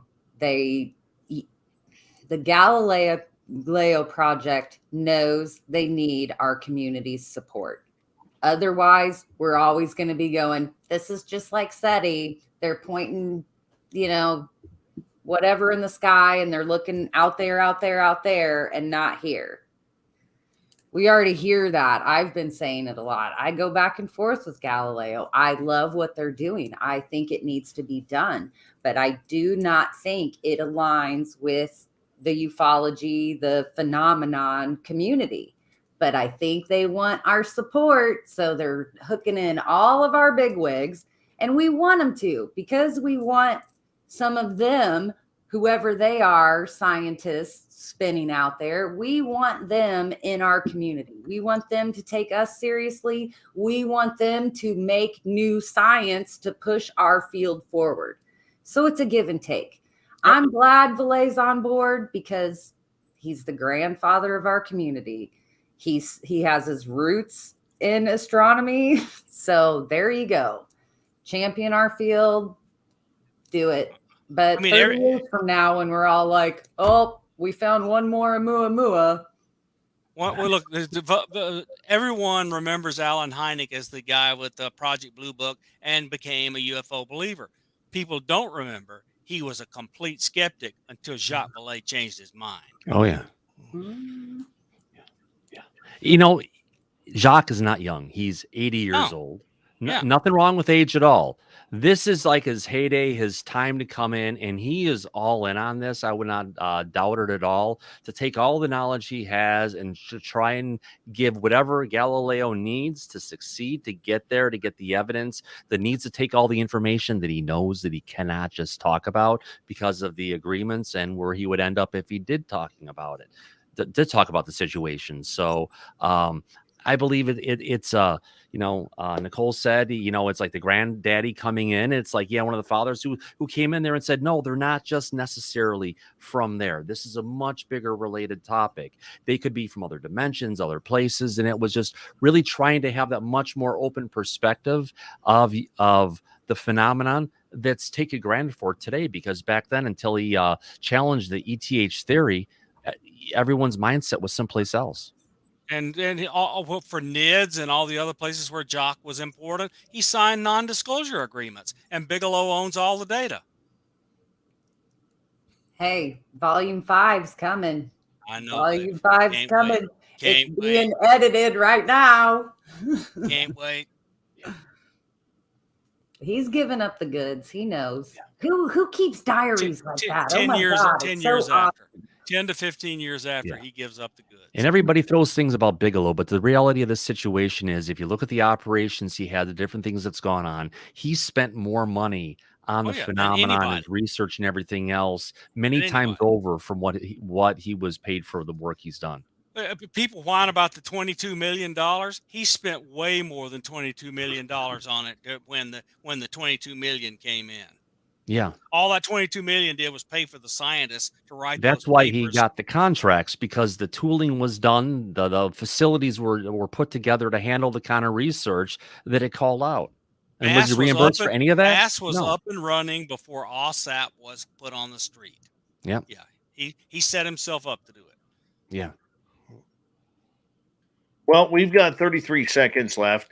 And you know what? We're going to go to break here at the bottom of the hour, and we're having one heck of a great show, great discussion, great debate with Lou Jimenez from UCR, Science Bob McGwier, who I believe is going to have to leave us early tonight, Thomas Fessler from Disclosure Tonight, Thin Lizzy Borden, a.k.a. Bree, who you will hear on our After Hours show. She's the new tribes, part of that new tribe there that we have. And, of course, she runs our Spaced Out Radio TikTok. And, of course, cook, author, researcher, Power Mom, Nicole Sakach. We will continue with the SOR Roundtable when we return. More about the Galileo Project and much more on Spaced Out Radio right after this.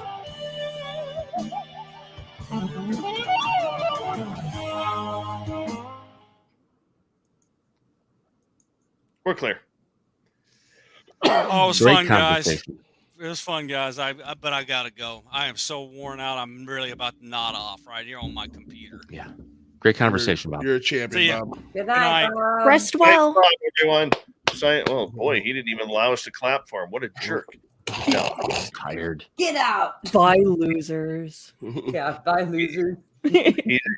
Science Bob had some medical issues that he had to take care of this week. So the fact that he was able to join us for even a little bit or half the show, that's pretty cool. Yeah. But yeah, it's all up to us now. We have to do it. And hopefully Lizzy's internet connection continues here. Yeah, it seems to be working better already. I had to restart the router. And I'm on a Chromebook, so I don't have an option to plug in the modem or Lovely. the router to it. I'll But be right back. I go to the restroom. No problem. Yeah. How until we're back on again, Dave?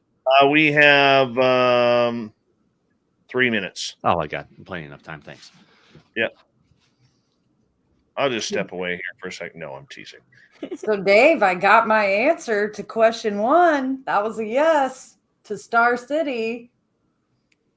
I don't Now even know I what gotta that find is. out if there's been a witness to any launches in Kazakhstan. So, I'm on this. I'm excited. I see where you're going with that. Mm-hmm.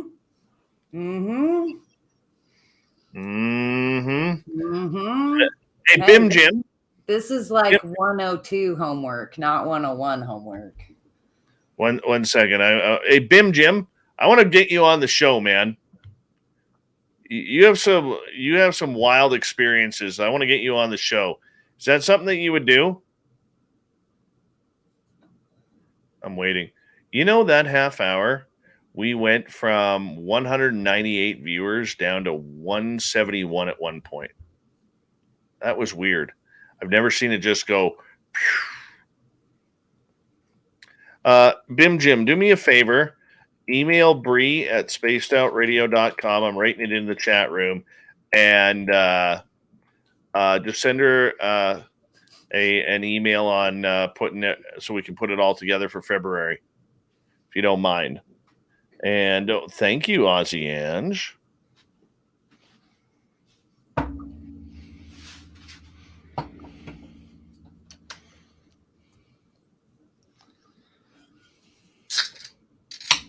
See, Nicole, we work great as a team. I agree. Yeah. We've been just on together before, haven't we, Thomas? Of course, yeah. Tonight we're just hitting it off, and it's just going back and forth. It's well. Good. It's good. We just cracked the beer because I'm kind of jealous. It sounded I just good. heard it did sound I just cracked a Red Bull, but I was thinking about cracking a beer. I almost grabbed a Dos Equis, but I figured that would have been rude. Coke Zero and ice and something else. Wait for it. Oh, dry toast. Nothing goes better with Spaced Out Radio than dry toast, Dave. best name on YouTube right there. Yes. Best name on YouTube. Yes, it's actually 3 out of 4 aliens prefer dry toast when they eat humans than not. Oh, yeah. You got that right. You got that right. I love dry toast. I think that is just one of the best names ever. Yeah. Steam Train Mark, thank you for the awesome super chat. Ozzy and we should put you up there too. And boy, we're hauling it in tonight. That's kind of cool. Big thank you to Steam Trademark Dry Toast, Ozzy Ange. Excuse me. You do a Pop Rocks ASMR? Yeah, totally. Excellent. Veteran Surf Chair, Apollo, Far Flung ×2, Pascal, Cat Chaser, Patrick, VPXM, Thomas, Dirt Road, Daryl, Nicola, Obi, Tim, and Flash Forward and Sparky. Really appreciate the love tonight, everyone. That really helps out what we do on a nightly basis. No, I did not take Thank my you pills so earlier. much for the amazing super chats. I know, but I didn't take them. I just remembered. What are you doing? And I didn't. I was Popping ASRMing some Pop Rocks. I knew you were eating Talk Pop about Rocks. later if you want. I'll be honest with you. I gained like 2.5 pounds just listening to that. Thank you. Hey, I still have half a bag left. That's some powerful Yeah, stuff but right Costco there. has these really great that's like turtles, but were macadamia nuts and caramel covered in chocolate. There. Oh, sensational sherry. Yes. If you got fresh snow, not the yellow kind, go grab it, fill up your glass, and pour Fireball over it. It tastes fantastic. It really does. Fresh snow and Fireball. And if you want, throw a little caramel or hold on. Wait a minute.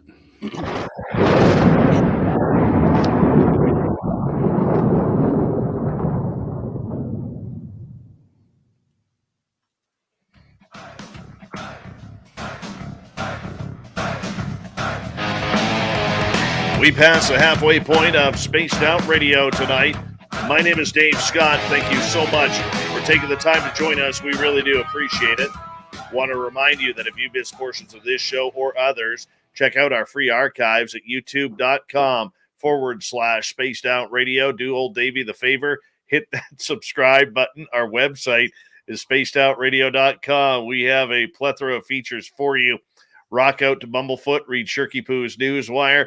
Check out our swag as well. Follow us on Twitter at Spaced Out Radio, Instagram at Spaced Out Radio Show, and on TikTok at Spaced Out Radio. We continue on with the Roundtable tonight from Disclosure Tonight. Thomas Fessler from Spaced Out Radio's TikTok and After Hour Show. We got Thin Lizzy, a.k.a. Bree. We have Lou Jimenez from Unidentified Celebrity Review, and Nicole Sakach, researcher and author. We're going to continue on with the Galileo Project here with Jacques Vallée joining it. I mean, you look at their impressive lineup, Thomas, whether it's Vallée now, they have Chris Mellon, they have Lou Jimenez. I mean, this is like a stacked New York Yankees baseball team in the mid-'90s, peeling off World Series after World Series. Hold on, I got you on mute here. There we go.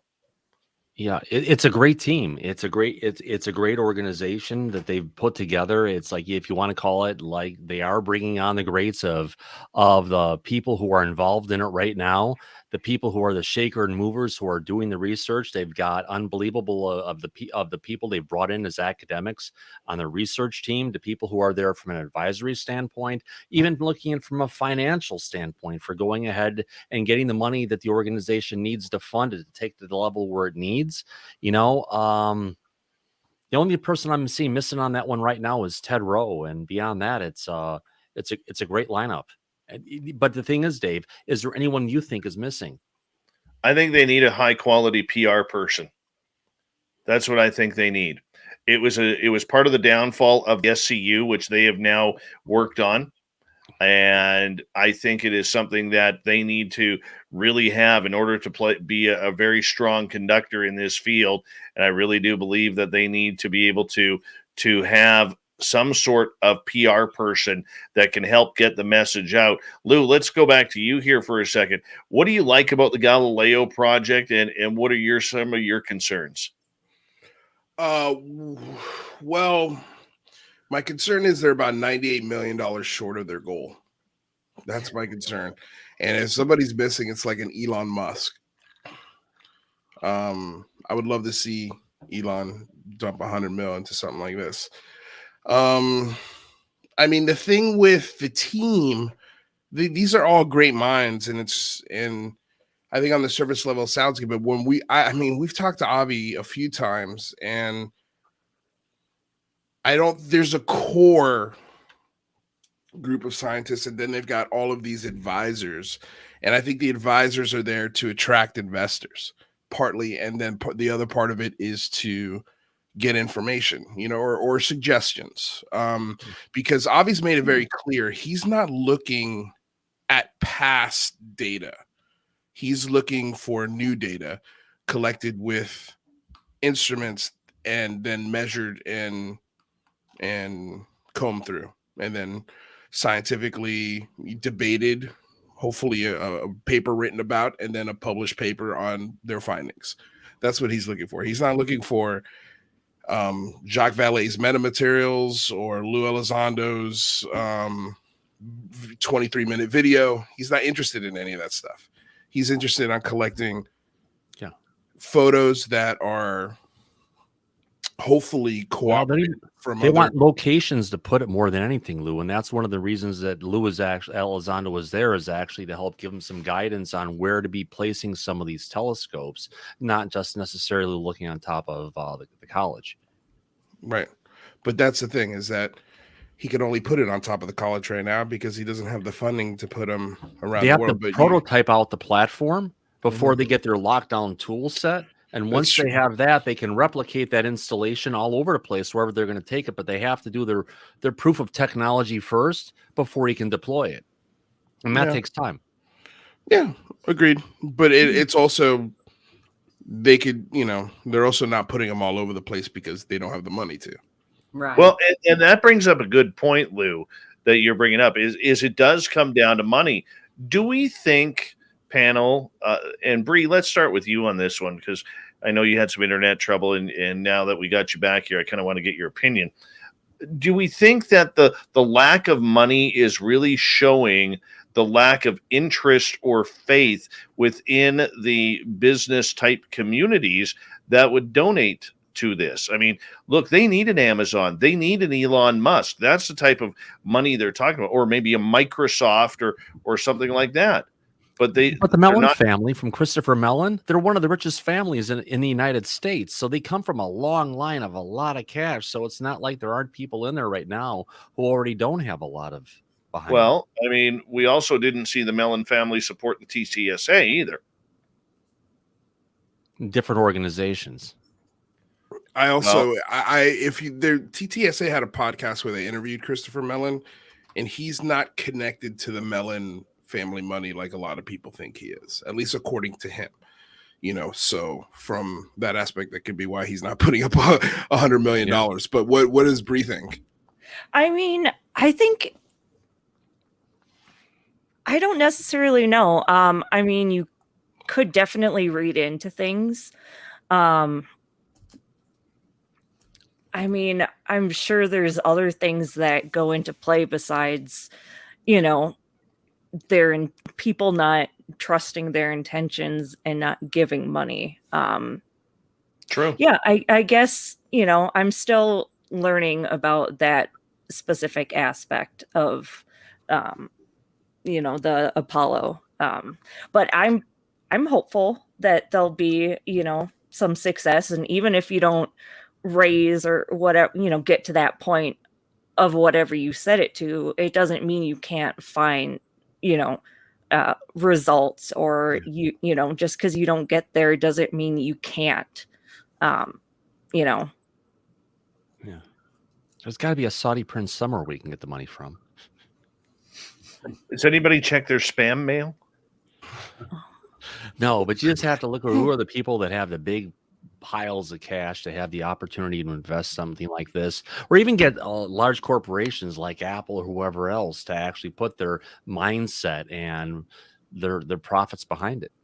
But I guess it's going to take some more time. That's kind of the point I'm making. Like, I think outside of the community, I'm kind of excited about this project. It's an endeavor. Let's further, farther, faster. Let's see what's coming in.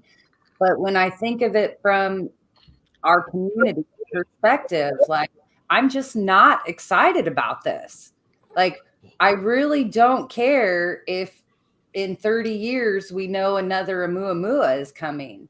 We still don't. I mean, I don't care. I just don't care.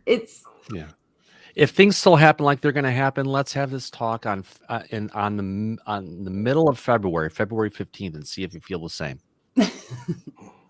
I get excited about like the like solar exploration of like the solar sails, and that might be how we traverse our solar system someday. But I mean, if if it doesn't have a flashing sign, if it doesn't have the lights going off of it, like if it's 100 billion years old and from another galaxy, like if it doesn't have like a streamer attached to it, like, hey, we sent this on purpose. Like, I don't know. I think it's not worth getting excited knowing that something is like 50 years down the road on it. I mean, like Lou was saying, they got to build these things across the globe before. And there may be good networks out fruition. there. They're going to have really good stuff. Again, let's talk on the 15th.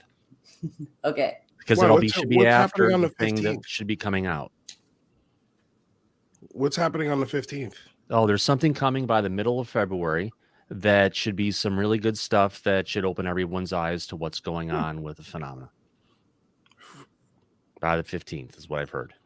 From the Galileo project, or just like maybe them, and maybe someone who's just become recently involved with them. But yeah. Oh, you're being vague. I'm confused. Well, sometimes when you talk with people, you can get details out there, but I just want to say by the middle of February, we should all have a lot of stuff to talk about.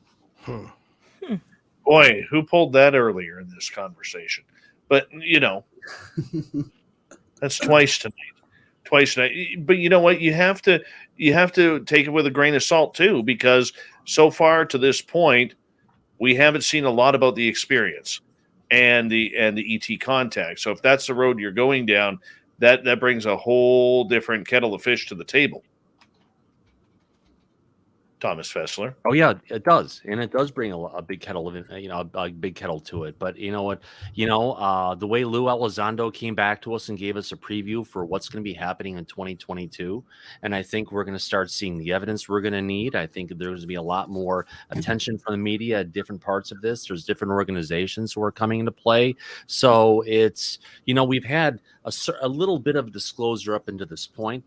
Disclosure tonight, by the way, little shameless plug. But as we go along through it, it's going to be more stuff's going to be coming along, whether it's going to be this stuff in February, the stuff that's going to be happening on May 15th, I believe, when the Tear from the Sky is coming out based on the stuff going on with UAPX. Check out tearfromthesky.com or tearinthesky.com. It's out there. It's a cool site, gives you an idea of what's coming towards us, and it's an exciting time to be alive. And I wish we were further along, but for where we're at now and where we're heading towards, we're at the start of a really amazing age. I want to shift topics here, guys, for a little bit here, because I think we got through that topic pretty darn good here. Lou Elizondo continues to be an extremely polarizing figure in this community. People either love him or they want nothing to do with him. And there is apparently a documentary coming out about him called Who's Lou that's been kind of being put around about a gentleman from Area 503 YouTube channel, goes by Manny, has done this documentary on Lou about whether or not, Lou is who he says he is. Oh, my God. And look, I don't care whether we like we know the community, the radio audience doesn't.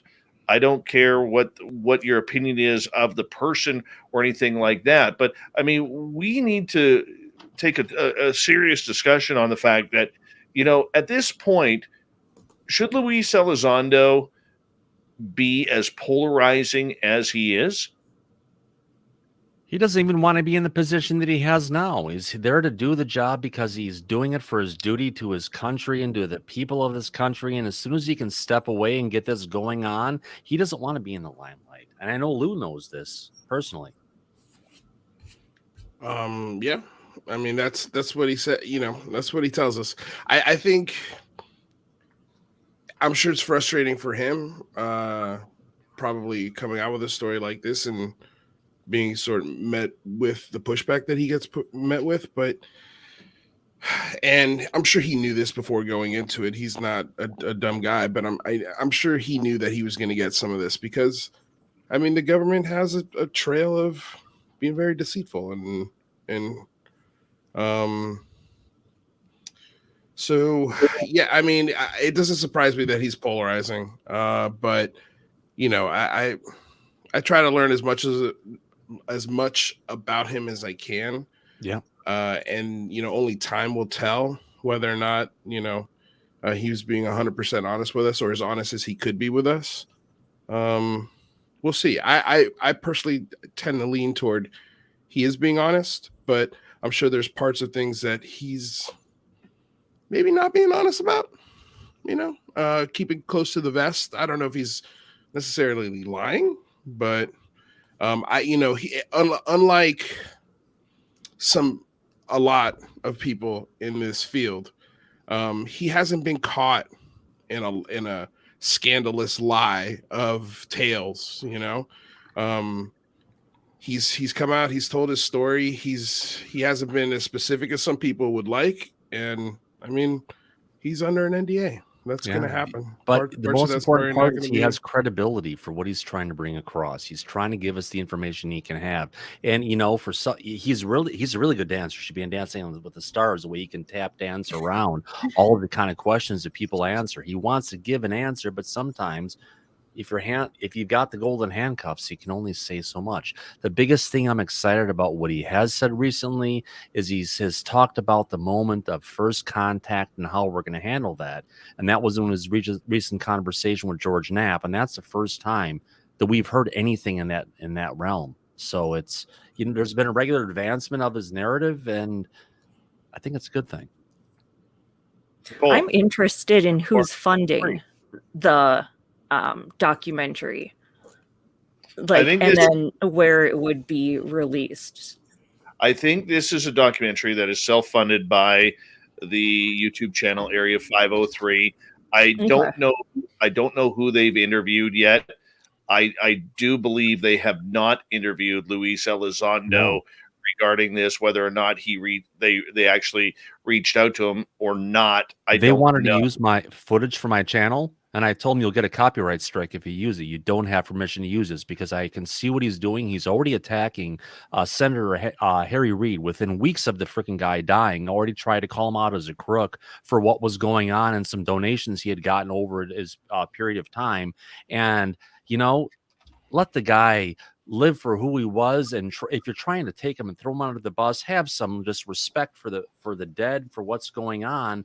But I don't take to that well. And he's had a close, tie-in with, Truth Seekers and with GoofOn. And it's just, there's this whole kind of, let's do a negative spin on Lou. Let's take everything and just do these personal attacks that goes beyond comedy. And they want to do it in the seriousness, but it's really freaking vicious in it. And it's just not right.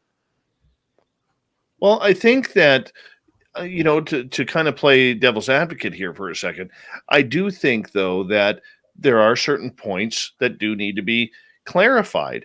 And the UFO community does have a right to know some of the questions that, and I've seen the preview, and I think it makes me grind my teeth, much like it sounds like my clips are in there, because I didn't see any of your clips, but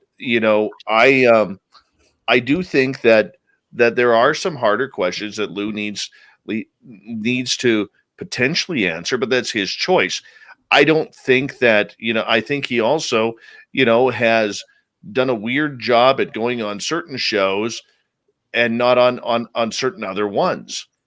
You blame him for not going with Rich Giordano over at GoofOn, or going with Manuel at Area 503, or with Truth Seekers. Those are people who are vehemently against him. Thomas, I understand that. I'm trying to bring a level of perspective here for a second, but I think a person like Jonathan Davies in the UK, who's done some incredible work, I'm surprised he's never gone on that show. And there's others out there that I'm surprised. I'm not talking about the ones that you mentioned. I can understand why, right? What I am saying is that there are others out there who have tried to get a hold of him, and there are others out there who have got a hold of him and basically wasted an hour, 2 hours just smooching his butt in order to get nothing out of him and wasting a bunch of time. Whereas somebody like Lou or yourself or myself, I think we've asked him some darn good questions. And you know what? I have to thank Lou for my opportunity to speak with him, because if I didn't ask Lou, I would never have been able to speak with him. So Lou, I owe that to you completely for with the work, the relationship you have with him, and you're able to help out with a friend to a degree, and sometimes that's what it comes down to. And I'm always indebted to you. Thank you. No problem, man. Yeah, it's my pleasure. I mean, I feel like he's, at least for me, it's been a pretty easy experience getting in touch with him or throwing ideas by him and seeing what he likes, what he doesn't like. But I try not to bother him unless it's really necessary, or I'm genuinely interested in talking to him. I don't want to talk to him just to talk to him. If any, I always want to learn something about him anytime I do interview him. So You've had some cool guy to compelling me. interviews. You've gotten some information that nobody else has many times. Yeah. I mean, yeah, there's been some good moments. I think my favorite was just talking with his dad, That was a killer interview. Getting to know him and his dad. Your dad and his dad and Lou all talking together. That was amazing. That was such an opportunity to show not just the hero that Lou was, but also the hero that his dad was and what he did and try to do for Cuba. That was an amazing talk. It was fun. It was fun. But yeah, I mean, with even that said, I mean, we still have to question him as hard as we can, but be respectful. But there's a difference, though. There's a difference, and I don't want any other podcast names named on here, Thomas, because I know that this is a touchy subject for you. All right, and I know that, and I appreciate what you do. You know that, but I will say this: there's a real difference between doing a real balanced piece and asking tough questions and doing a hit piece. And I think too many times we are seeing a lot of hit pieces going up. I'm not saying that this is it. I've only seen the trailer. Am I willing to watch it? Sure, I'm going to watch it because I want to know. That's how we stay informed. Nicole, you have a comment. Well, I was going to help maybe wrap this up for you a little bit, because I know we've had these little sidebar conversations comparing Lou with maybe some people in the past that have come up. And I know I've done kind of like a comparison and contrast with Lou to Richard Doty and what he's faced with coming out and staying vocal in the community and the backlash. And I'll point out the movie, what's the Doty one? Where it's very clearly one-sided. And Mirage. Yes, Mirage Men. And it paints Rick in a certain light. And that's what every kind of movie maker does. They have a narrative that they're trying to tell. And we also, other than Rick, we also know, we hear from our community all the time, people get edited. I think we saw that in UFO that came out recently. We know Nap was edited in a certain way, and we know John was edited in a certain way, as was James Carrion. So I think when this piece comes out about Lou, everybody's going to watch it. Like you said, we're going to watch it, whether it's good or bad, or it's a hit piece or not. I don't think I'm gonna watch it. Well, only because 5 years from now, though, you might watch it. The only reason why I'm not gonna watch it is just from a production standpoint. It looks terrible. Well, honestly, I kind of watch everything in the community, so I can duly note it somewhere and gauge and level. But what I'm meaning is, everybody will watch Mirage Men and form an opinion. If you stay dogged and with your research, then that's when you kind of realize, that's a one-sided story. It's not true or false or this way or that way. It's just from a certain perspective. And that's what we're going to see about Lou and this. And it's going to give people a place to dive in. If they're really confused or they're really PO'd about it, or they think it's true, it's going to give them the opening to the rabbit hole. And there you go. So take it for what it is. There's all this infighting and malarkey surrounding this. True. And that's what I hate about our community. It's just dumb. All right. You know what? When we come back from the break, we're going to continue as we kick off hour number 3 with our great panel of Lou Jimenez from Unidentified Celebrity Review, Disclosure Tonight's Thomas Fessler from Spaced Out Radio's After Hours and our TikTok channel, Thin Lizzy, and Nicole Sakach. We're going to continue it all when we return. Credibility attacks. You heard a little bit there. We're going to get more into it in the community when we return.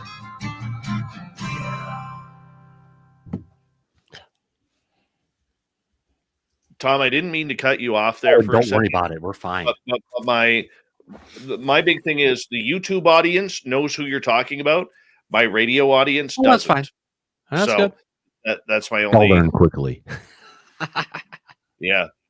Well, there's certain things we don't want to promote, but Oh, I know. look at Lou Jimenez there. That man looks like he is going to be at our Vegas party, April 22nd to 24th. Yeah. Lou is going to be doing tequila shots out of my belly button. It's already been confirmed. Ooh, Wow. that That's is a bold. thought I don't want to repeat. You're just Where's the jealous. line? No, I'm teasing. On the belly button. Yeah. All right. Well, challenge. No, there's no challenge there. Challenge declined. First down repeated. If I can get out of the house, I would love it. Dave, is toast okay to eat outside of the breakfast times? No. Okay. No. Is it French breakfast. toast? Well, hold on a second But here. toast when you put it on French onion soup with cheese? Garlic toast is good. Yeah. Yeah. Oh, yeah. Yeah, Mm. garlic toast. I think if Mhm. it's garlic toast, it's okay. But if you're like spreading some jam or peanut butter on there, that's just breakfast bullshit right there. So Is grilled savory cheese only. Oh, grilled cheese. is Any grilled kind of cheese bacon, that's considered the toast? No, it's a Fancy Yeah. toast. heated sandwich. Yeah, it's No, a it's toasty not. cheese sandwich. I'm gonna go with the cook on this one. What? What is that ham and cheese sandwich they have almost with French toast that's cooked at lunchtime? I forget what it's A Monte called. Cristo? A Monte Cristo. Where Yeah. they like deep fry it and smother raspberry Mm-mm. sauce on it? I don't Now like on mixing. BLT, if you order a BLT, that works. That's So toast. I would say that you could, but you can't have it individualized like on a plate of toast unless it's like garlic toast. So Don't- you've never between like dinner and lunch just grabbed a piece of toast, threw some jam and jelly or butter on it, and eaten it for like a snack. No, I'm calling you out, Butter Dave. on bread or butter on toast was something my grandmother would have done all the time. He's a bagel snacker. He's a I do bagel eat snacker. I do eat bagels with some nice cream cheese on it. I will eat a bagel. At like Toast 8 Sliced o'clock at onion and night. tomato and Toasted a little bit of bagels? pepper. I mean, that's I'm- breakfast item. That's breakfast at It is past dinner not. time. It's a universal snack, a bagel. No.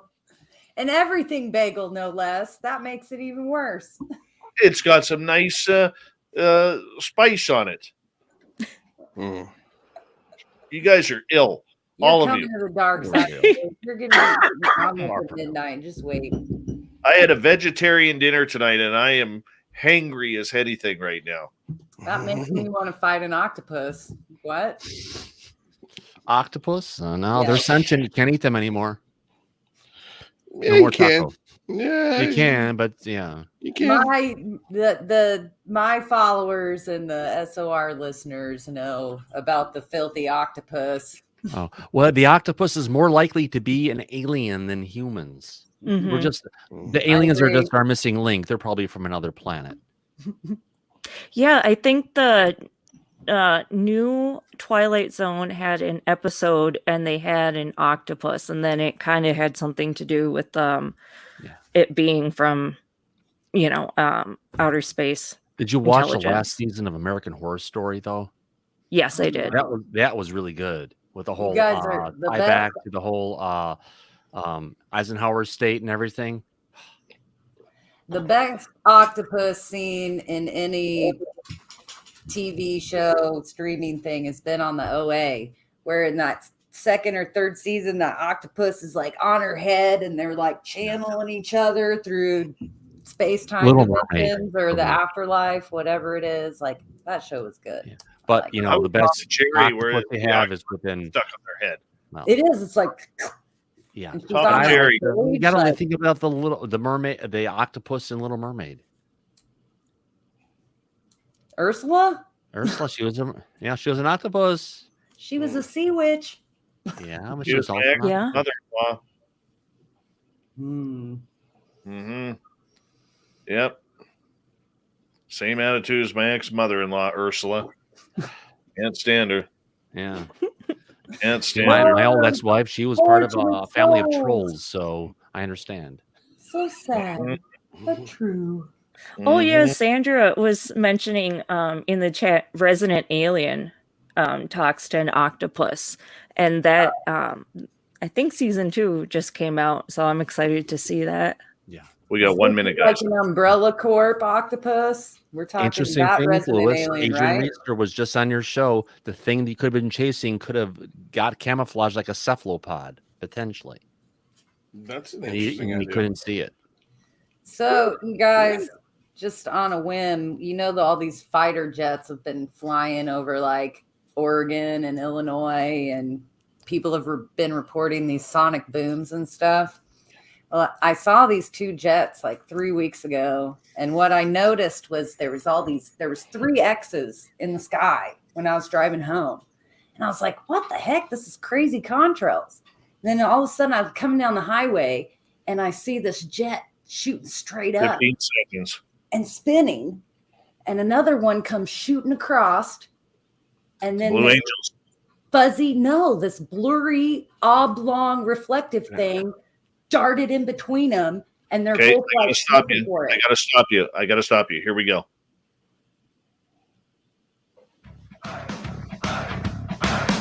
Would you like to connect with us? Head to spacedoutradio.com for all your latest show info.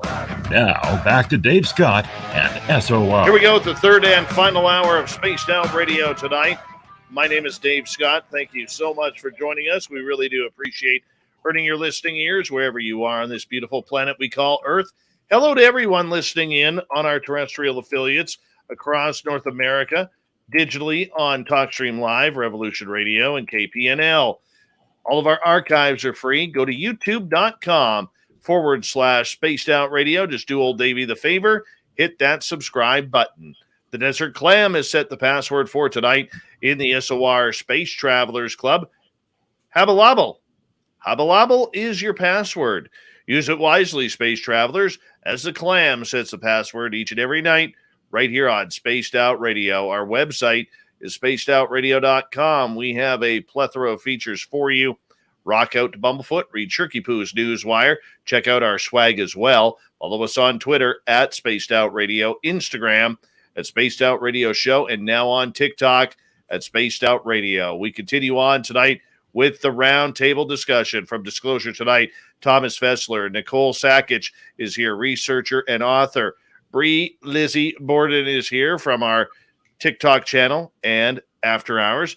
And the man, the myth, and the legend himself, Super Lou Jimenez from UCR. I was going to say UAP. UCR, Unidentified Celebrity Review. We're going to continue on here because a lot of times what we are seeing, and we got a lot of hosts here and people who've done a lot of interviews as well, is we are starting to see with a lot of podcasts, YouTube channels, a lot of credibility attacks. That's the way I'm going to call it. Okay. This is a very, very tough discussion, but in the search for answers that people want, we are seeing people really start to beat up credibility of others. We saw this very clearly with a very popular podcast on YouTube, Kurt J. Mungle's Theories of Everything, where Linda Moulton Howe, who has been in this industry and this field literally since they were banging out information with a chisel on granite stone, had some right at the end of the interview, had some very tough questions asked about her credibility in her research. Now, I understand that tough questions need to be asked.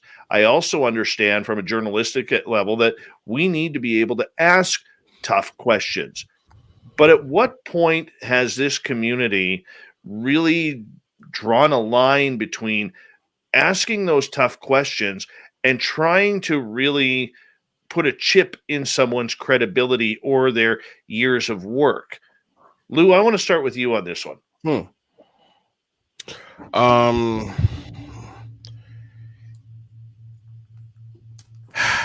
I think it's, for me, in this time and where this discussion is, I think some of these questions are warranted and they need to be asked. There's no easy way to ask a tough question. And I know Kurt, especially if you've watched a lot of his channel, there's no malintent with what he's trying to do. His discussions usually go for about 3 hours. And the guest decided, no, I'm going to cut it now, an hour shorter, because the questions made her uncomfortable. And for me, being someone who has done a lot of improv shows and has to think on their feet, and also does my show, and there's always awkward moments that happen, especially when you're doing stuff live. There's never, I just feel like there's, from his point of view, there was nothing malicious about it. He had to think on his feet, and he had to cut to questions that he thought hadn't been asked yet. And again, coming from a place of naivete, like he said he was coming from, it's the I think there was 3 questions that set her off. And it was the first question about Richard Doty and how maybe the information that he fed her was incorrect, which I think is a fair question. Then the second question about the video game cover from someone who's just very pushy with how they ask for information. And I think Kurt didn't really know that. And so the question, he knows who Steve Cambion is. You think he watches Steve Cambion's show? Yeah, of course he does. He Why would you say that? Specifically that he goes to Steve Cambion and to alien scientists for guidance on how he handles some of these questions. So that's something he's been open about. I haven't heard him say that, but okay. I mean, even so, I mean, I think that was the one question that was a little awkward when he asked it. And then he asked my question, and then that's, and then she got really upset. And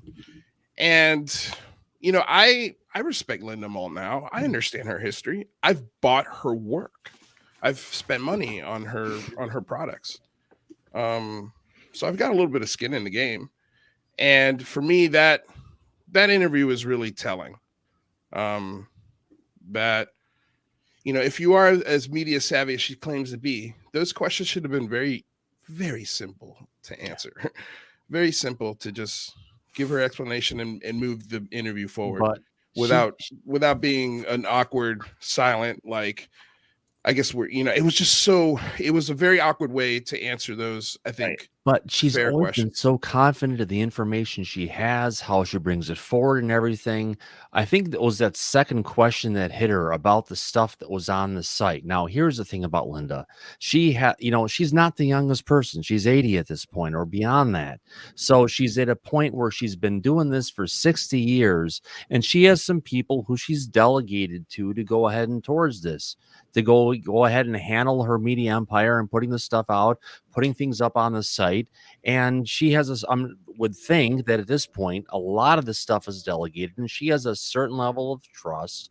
Now, if someone who was doing the stuff for her didn't have that same level of precedence and understanding of how she was treating something, and they were more of someone trying to do something to say, hey, I want to get this out here, I want to make this to be important, this is so important for Linda to get there, but it's something that's from something that hasn't been validated.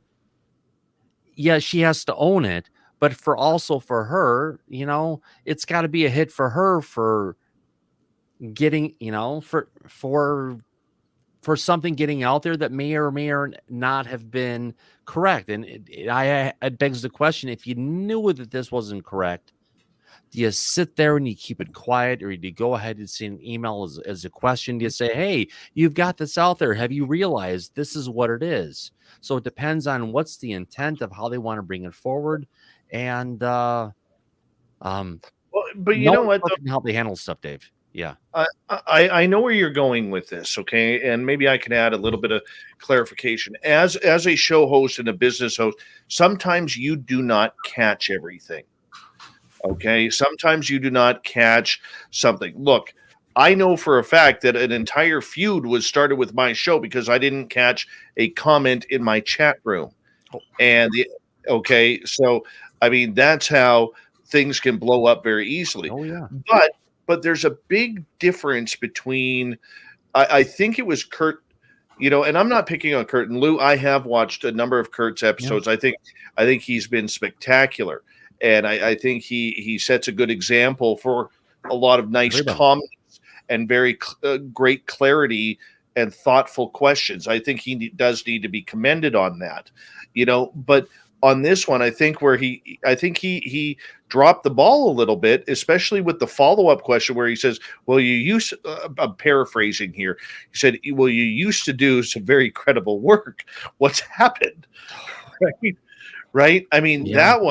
that one was just a kick to her teeth. Well, I think, but go ahead. No, I'm sorry. You finish your thought. Sorry, Dave. Okay. But I think it's bigger than that. I'm using this one as an example. I don't want to pick on Kurt or anybody else, but I think in this community, because there is a real lack of journalism and a real lack of understanding and the dire need to try and get answers, I think we are starting to see a little bit more hit pieces on people, whether it's rightfully so in people's mind, or whether they justify it, or whether they literally think that this is the way they're going to make a name for themselves. Like, why does anybody talk about Corey Good or David Wilcock? I mean, if you hear anybody talking about them on podcasts or YouTube channel, all they're doing is wasting 10, 15, 20, 30 minutes insulting them. Yeah. Why give them the time? Quick thing. I've had some people on my show. Sometimes you would say, why would you have someone on your show who did that? And I had some people come after me and attack me because I didn't ask the hard questions. I asked the hard questions of the things that interested me, the things that I felt my viewers would respond to. And there were certain subjects and areas of that I just completely left off the table because the last thing I wanted to do was bring my audience or my guests coming in from that one show and take them and shove them off the stage for a small percentage of what I'm trying to prove myself for. There's a respect you give to the people who are coming to your show or different stuff to kind of get there. And if you're not going to give them that level of treatment, you have to be up front and let them know ahead of time so they're not going to get the surprise gotcha when you're going through it, because it's like inviting someone into your house and then treating them a way that should be anything less than that. And if it's not going to be that, give them what they deserve. Yeah. Lou, I know that your show recently took some heat with Rather Be Squidding. Mm-hmm. Okay. I like Rather. I think he adds a dimension to your show and everything. I didn't have a problem with what he was doing. He was asking some pointed questions that needed to be asked. I think it was fantastic because sometimes we have to have the due diligence to ask those questions. Now, people may not have liked the way he phrased them, but the questions I thought were great. I did. All right. And that is the big difference. Do we know how to ask these questions of these people if we're asking them for their time? That's the big thing that I think the community needs to figure out before someone just decides, oh, I'm going to be a podcaster. Look at me go.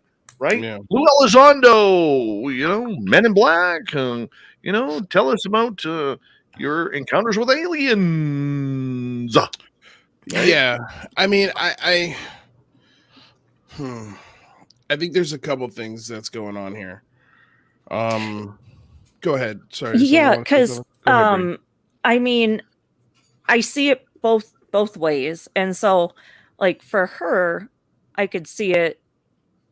It was, questions like at the very end, and that's where it's like, if she's flustered, and she could feel attacked when he didn't necessarily mean to attack and just thought of those, thoughts at that point. Now, it's not saying, oh, no, don't, she shouldn't get those answers, but it's like, I see it where, some people see it this way and some people see it, another way. Wasn't it her birthday? I know. I think it was like her 80th birthday, and I know. I think it was just like I think maybe the 20th was her birthday. I thought it was right around the same time. Yeah. And so it's like I see it. It's like two friends that are. It's like there's stuff on both sides. Now it's like I don't know if it was necessarily malicious, but I could see her being defensive and taking it that way. But, it's like I don't necessarily think the intention was to do that. And so, who knows? Well, I mean, the big thing is this. Every guest needs to be treated differently. So if you have someone on like Lou Elizondo, you're not going to, or in Lou's case, John Ramirez, or somebody of that ilk, you got Chris Mellon or whoever, you cannot interview that person the exact same way as you would, say, a Joe or Jill Sixpack who's had a lifetime of experiences and just wants to tell their story because they want to know what's going on in their life. You have to be able to balance absolutely everything that goes along with that. I mean, this is also part of the issue. This is why I never had an issue with what happened on one certain show from a certain person who is on our panel tonight, and I did the other way, because you have to be able to balance who your guests are. And if you have a guest who's talking about the government side of everything, okay, much like when I first interviewed Tom Whitmore about MUFON's issues, where they were denying that they had ever sold out, and I hit him hard. I made Tom feel uncomfortable, and that's the way it's supposed to be. That's doing our job. But there's a difference between making it personal and doing your job. And I'm not sure that many in the community fully understand that. Nicole, you've been pretty silent through this. I know you're writing notes. This fired me up a little bit, mainly because I think Linda is a treasured monument in our community and should always be treated as such. But with that said, from an outsider's perspective, like Kurt's, when you come up against somebody who's a powerhouse like Linda and Grant and others, and we've watched their decades-long careers here, and people like to paint them in these pretty little boxes, like Linda way back in the day was the cattle mutilation lady, and that was something very tangible that you could chase down. And Grant coming at this from the nuts and bolts, I'm gonna figure out this phenomenon through the presidents and the White House and the government. Those were like the main veins. So as soon as these people's work over 30 years kind of takes this turn into the woo, that's how it's perceived from the outside. But in our community, we see it. We know the difference between the extraterrestrial theory and where Jacques Vallée has taken us from there. You know, people don't realize that's a division in our community. People follow one and buck against the other. And that's what I think Linda does beautifully with her research, along with Grant and a few others. They're pushing this envelope. So they do come up against those people who don't travel in those circles yet, or who haven't taken their research that far. And if you listen to each of them, I think they've said it numerous times, like, it's not like Linda just woke up and was like, Homo sapiens sapiens, Antarctica. You know, just like Grant didn't wake up one day and go, it's all consciousness.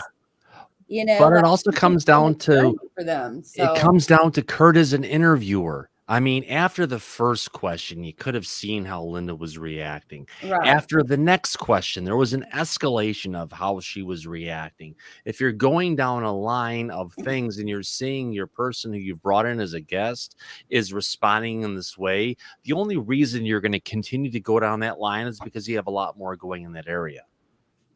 And I don't know, does he not have people that like help him with his show, like Well, wrenches he in the has said chat that room, or Jeremy Reyes from Alien Scientist and Steve Cambion are people who are guiding him to help him understand some of these things. I And don't that's know just though. Like concerning. I did hear that too. I can confirm that.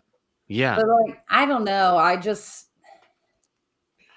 I know, like, when Grant is talking with all of us and we're doing a panel discussion, I mean, all of us, like me and you know, months ago, Sinead and Desda, or whoever we're like kind of working with, you know, we do kind of run down these things, and it's Yeah. like, oh, this could be a problem. But if he's seeking advice from Cambion, and Cambion Exactly. And we've got what someone who's making rifling, decent money. like, He's bringing in 500,000 viewers per a lot of his videos. So there's a lot of exposure going on. So this is something that's being run as a professional operation that's going on. So we can look at someone and say, well, it's just him. Maybe he didn't see it. But you also have to look at the professional side of the fence and where things are at. You know, and everybody makes mistakes, but it's just a matter of, can you help someone and when they've gone down the wrong path, to try and help them see possibly a more centered, balanced perspective. well, that's what he's probably, the lesson he's learned is that, you know, for every Cambion, he needs like a Wooster, you know, like, Or just I don't know. pull back to the center. Darn Woosters, they'll get you in trouble every time. I don't know. I have gotten flack from this community, which I think our audience here has kind of heard me talk about over the years. Like, I came from this very nuts and bolts side of the community. And when I decided to throw on the woo hat, like, you know, I started getting called the disinformation artist. That was like one of the first things out. It's like, oh, she's turned from this nuts and bolts, like, you know, document orientated, case by case researcher to, you know, often I've gone native, you know what I mean? And that was a hard pill to swallow. But then I just realized it's just all background noise. Like, who cares? No, very, very Time much will so. tell. Like, I don't know. What have I been, you know, dishonest, or I can't, in this world of woo, where's the facts? You know what I mean? It's like everybody has their own truth, and you just have to help people share it. And You're never going to please everyone. Right. And But so that's it's like, what I it's mean, always, like, yeah. I it's don't gonna think be- these outsiders realize that. Like Kurt, they're kind of skirting this community, and they don't realize all the little facets and the infighting. Like, does Kurt even know if he follows the ET theory or the multidimensional ultra terrestrial theory? Like, you ask somebody on the street that, and they're like, what? ET phone home. That's it. Well, he's getting the viewership, Right. and that's all that matters, because in the end, the viewers, the subscribers, they lead to some pretty good paychecks off of YouTube. Mhm. Let's just be honest there. We would all love to have those YouTube paychecks that he and other channels like his are getting with that amount of subscribers.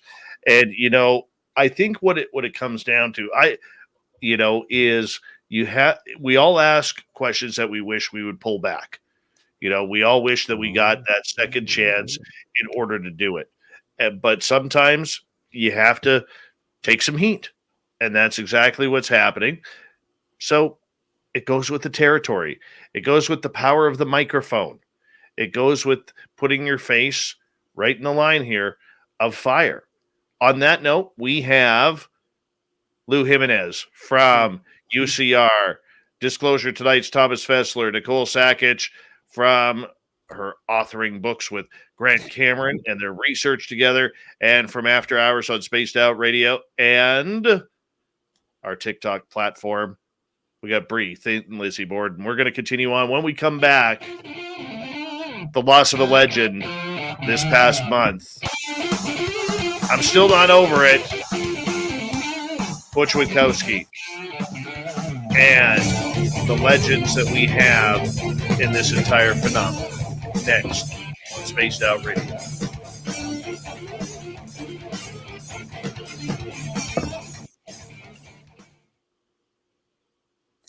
That's another crux to all this, though, too, is there's that line between YouTubers making a show and putting out something and people researching. And I think people who tune in maybe don't know the difference between the two people all the time, or the two all the time. People give me advice on how to do my YouTube stuff better all the time and tell me I should have an intro and I should edit and I should do this. And then it's like, I have to remind them, I don't do a show. I just put my interviews on YouTube. You know what I mean? Like it's very different. So Kurt is doing the show. He's trying to figure things out. He's not like, this is how it is, people.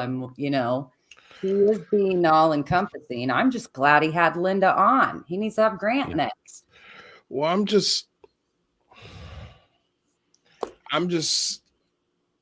I think from my personal point of view, and this could be an unpopular opinion. For me, I don't think Linda Moulton Howe's research is very good. And that's someone who's looked at it and bought it and paid for it with his own money. I've never really bought the cattle mutilation part of this discussion. The thing with Kurt is that he's one of society's great thinkers and philosophers, and he's speaking with some of the greatest minds on the planet. And so what's more valuable? Him in the community or him out of the community? Because all of this Monday morning quarterback that people are playing with his interview, what if it drove him away from even talking about this topic anymore because he's sick and tired of the vitriol and the unwarranted? Maybe we could get him some better guidance than Steve Canby. I think hold on a second, Thomas. Jeremy Ryan. I think if that interview went as long as his normal interviews go, I think those questions would have been laid out a lot better. But because of the awkwardness of the conversation that was brought on, not by him, by her uncomfortability with the questions that were being asked and putting the awkwardness into the interview, I think that's an unfair setting to try and get questions in. And so, again, for me, his delving into this topic, a mind like that, to me, is a lot more valuable than what Linda Moulton Howe is bringing to the table. The greatest minds in the world are not talking to Linda Moulton Howe. They're talking to Kurt Jimungle. And there's a reason for that. And I don't mean that from a place of disrespect. I'm not trying to be disrespectful, but I think that's what the part of the community will say. Oh, how dare you? How dare you question the great Linda Moulton Howe? It's just like, no, why can't I? Why am I not allowed to question this? I think Linda can be questioned, and I don't know anybody that agrees with all of everybody's research or what they dig into. But I think what I duly note about Linda and her massive career is you start looking at the players the Cosmic Club players, and you look at those like high ranking ones that are like, you know, number 13s and 14s.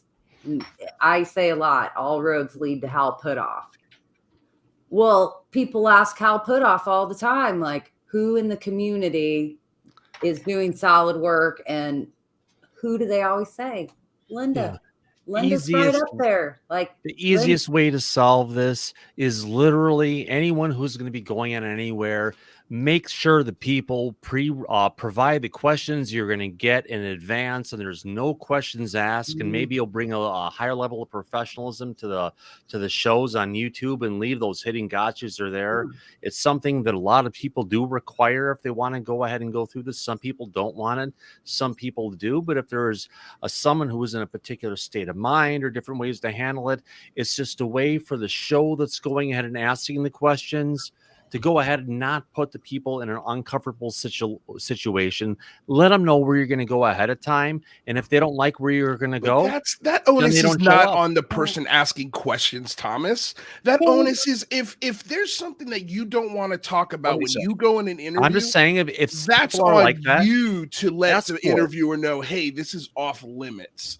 I never ask the guests, hey, is there anything that I can't talk about? We just talk about or no, not that. Just go ahead and provide the questions, the things you want to ask about in advance. Not that it's a requirement for it, but if it's a way if you want to get it, that's the Hollywood way in a lot of ways.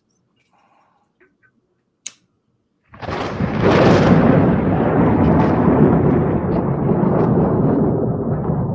do you think, Gary?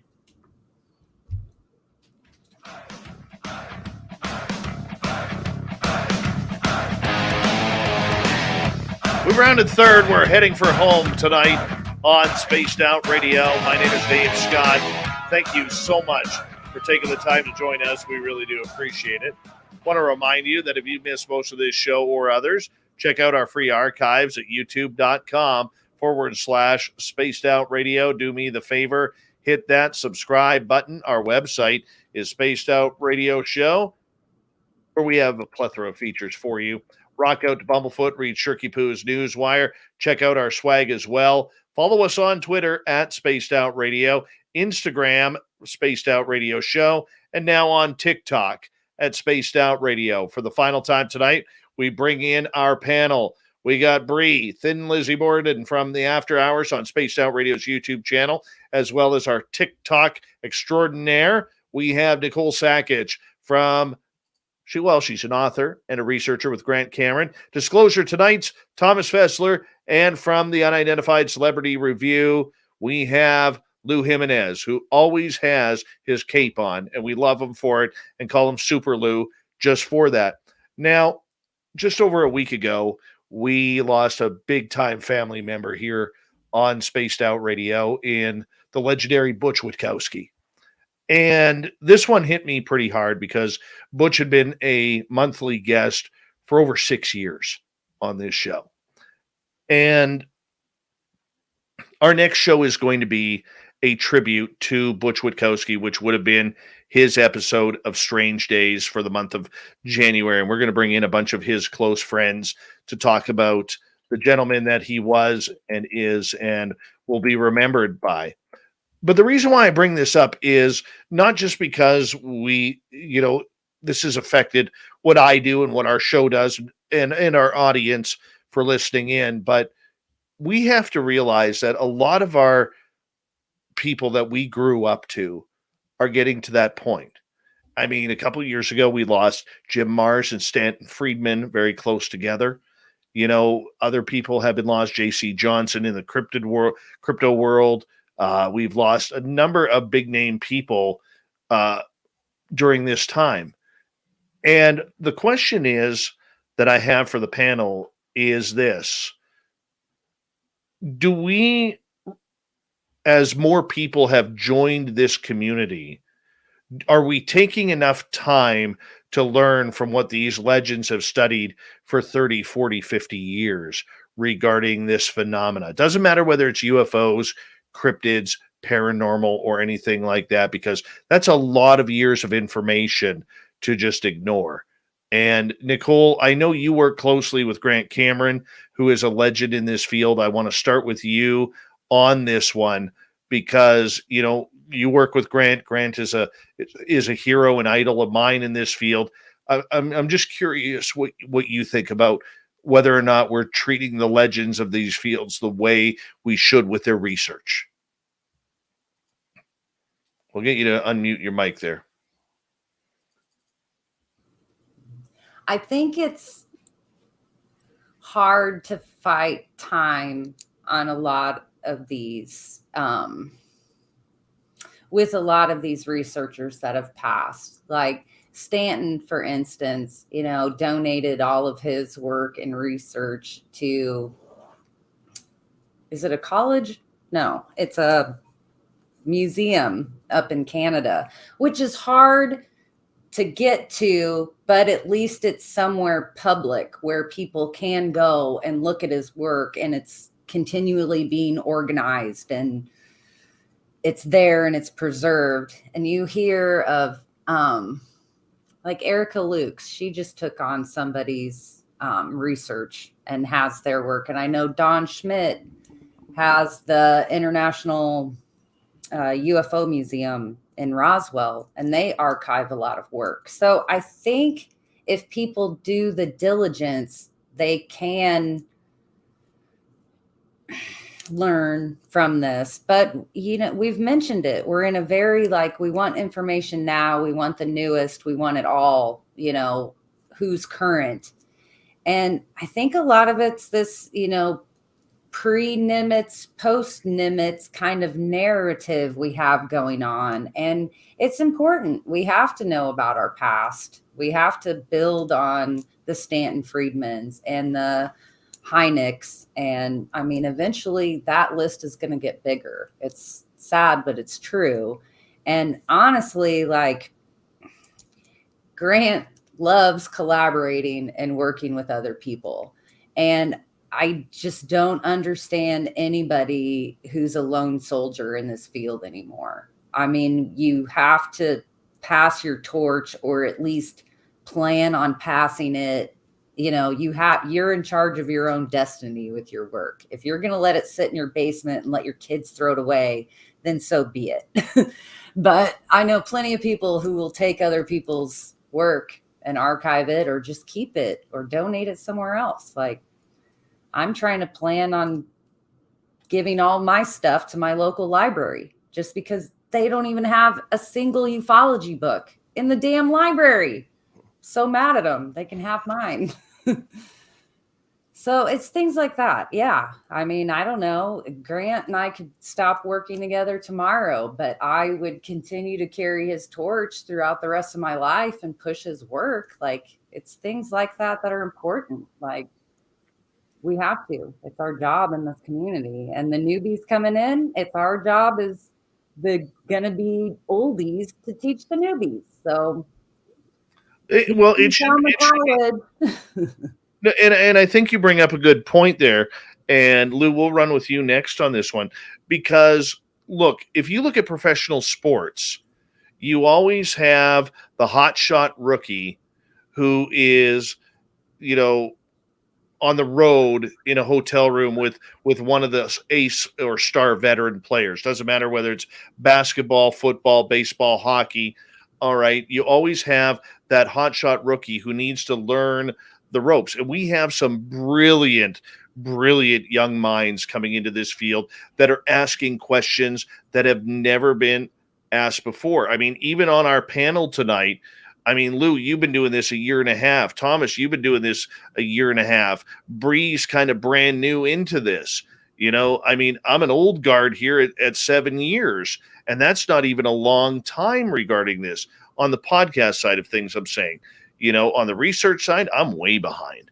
But the point that I'm getting at is we should be, Lou, you know, trying to take that information from the old guard and kind of move it forward and take what they've learned as a free download, and then expand on it from there. That's how we're going to get the answers, Lou. Yeah. Document it, digitize it, and share it with everybody. get as much as the information out there for as many different people to be able to look in from a lot of these gems of information. I know we've got that library up in Canada where they've got it, but let's take all those documents, get an effort together to make them in digital documents, make it for everybody to be able to go ahead and join it. And it's like, when we're looking at the results that are coming in from the new UAP observations that are going to be happening within 2022, we can keep everything locked down until it gets to a point of peer review. But the more access to information we're going to have as a society and as people is going to open our minds to be able to see the patterns, see the information that may be there that was never brought out. Thanks, Lou. Now, Lou. Sorry. Yeah, I'm sorry, I forgot what the question was. Well, just in regards of taking the newbies in this field. Okay, yeah. Taking under the wing, got it. I think, yeah. I mean, I don't think where we are at today without the past. It's also, you got to also realize, just from somebody who's a newbie. I mean, I've been looking at this since I was a young man, but some people who are new into this, like digesting 80 years of research, that's a tall task. There's a lot of stuff out there to read. There's a lot of stuff out there to watch. And there's a lot of rabbit holes that you can get lost down. So, yes, I agree. I think honestly, I think a lot of the answers are in our past, especially if we could get some of these answers unlocked from, I think, a government perspective. Like a lot of these systems that are no longer classified, planes that are footage or pictures that have been hidden under a cloak of national security. I think stuff from the 50s, 60s, 70s, 80s even should be released, and we can get a lot of answers from that stuff, and a whole new generation of research that is looking at past decades new info. So I think there's an exciting opportunity to dig into the past to reveal more data for us now. So it's valuable. Bree, as a newcomer to this field, and you're kind of getting into this, do you think that the younger people, and when I say younger, I'm not talking age, the newer people, I should say, let me please re-correct that, the newer people in this field are taking the time to understand the path that has already been laid for them?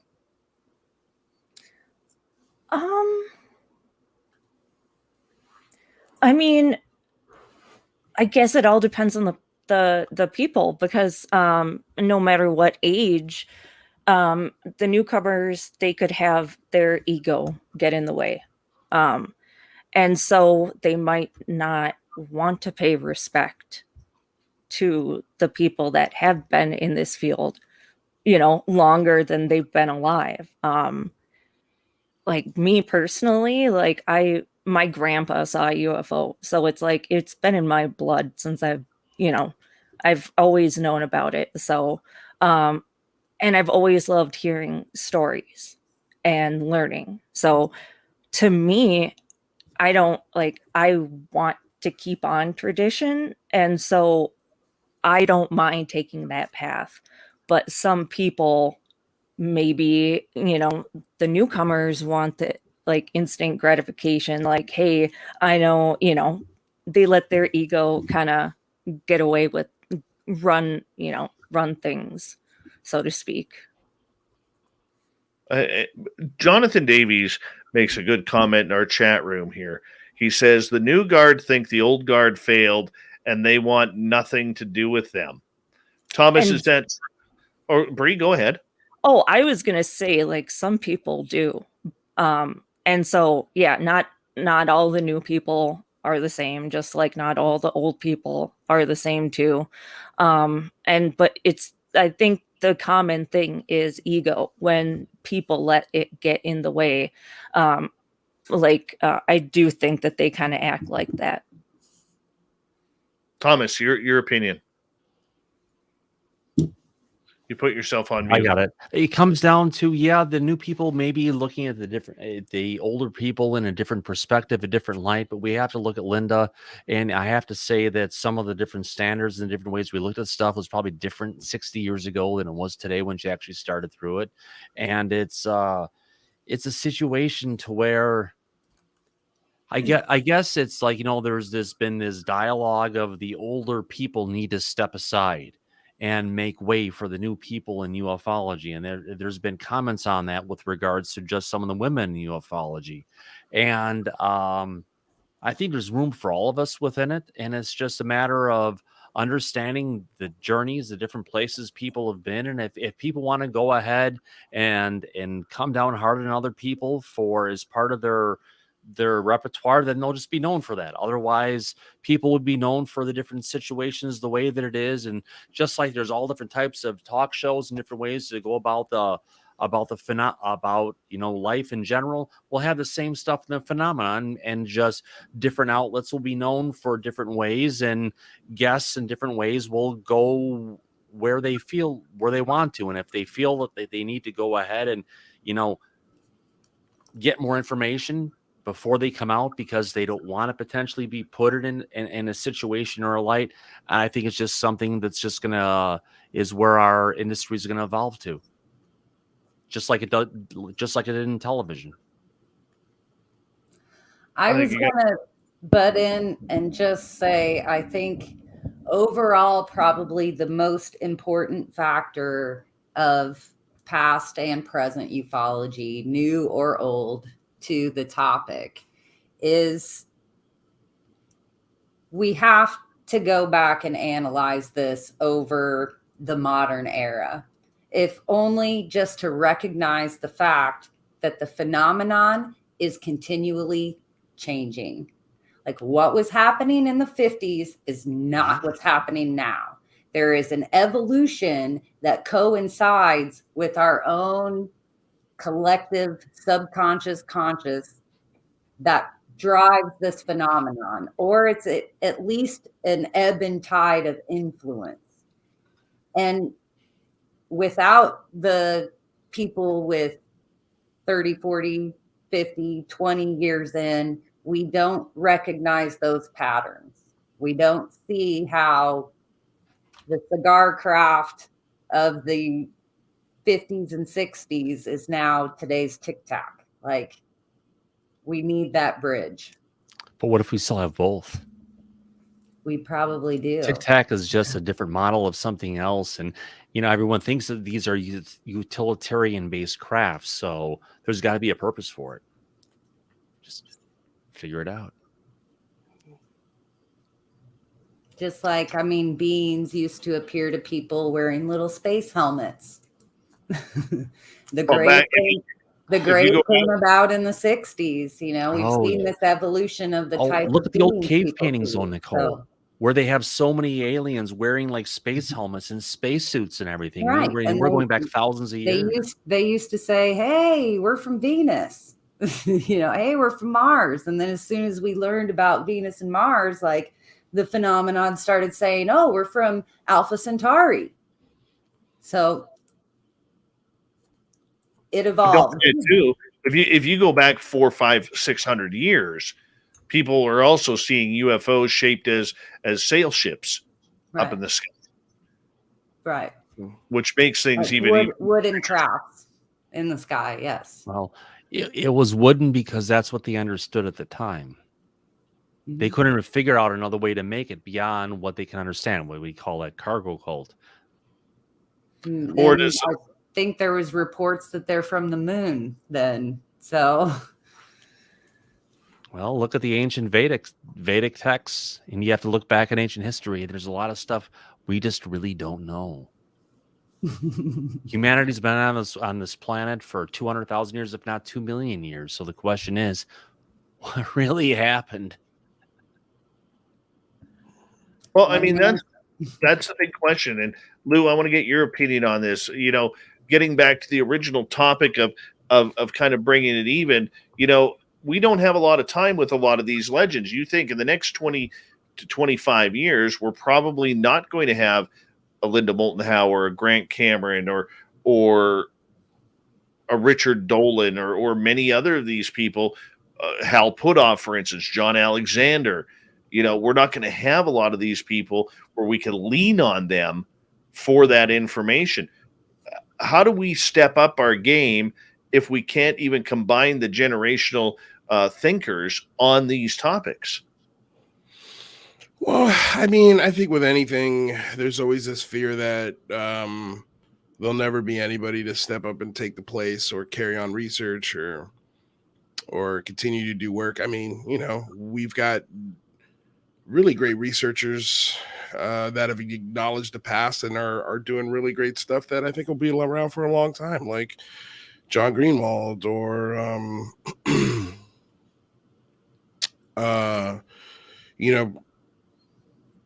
I'm trying to think of some other investigators right now. I'm drawing a blank. It's been a long day, but I mean, John Greenwald's a great example. Gary Nolan, that's what I was going to mention. Avi Loeb, UAPX. What they're doing with their experiments. There's people doing a lot of new experiments and thought processes on how to examine and look at this phenomena. Yeah. So I wouldn't, everybody always thought, oh, when Michael Jordan retires, that's it. Basketball is going to suck. And it did for like a year or two. Yeah. And then we got LeBron James. Yeah. And then, you got all these other wonderful players that are probably going to break some of his records, if not all of them. So, we got away with Dave Mason. I'm not worried. The guy who was the genius behind all the observation gear and techniques and everything they had at UAPX. He may have been part of the Bulls at the time, like Michael Jordan was, but people like that were going to follow throughout this whole thing. And a lot of times, it's not just the teams, but it's the stars who make the teams what they were. I think you're right, though, Dave. I think some of these, if not all these researchers, should be.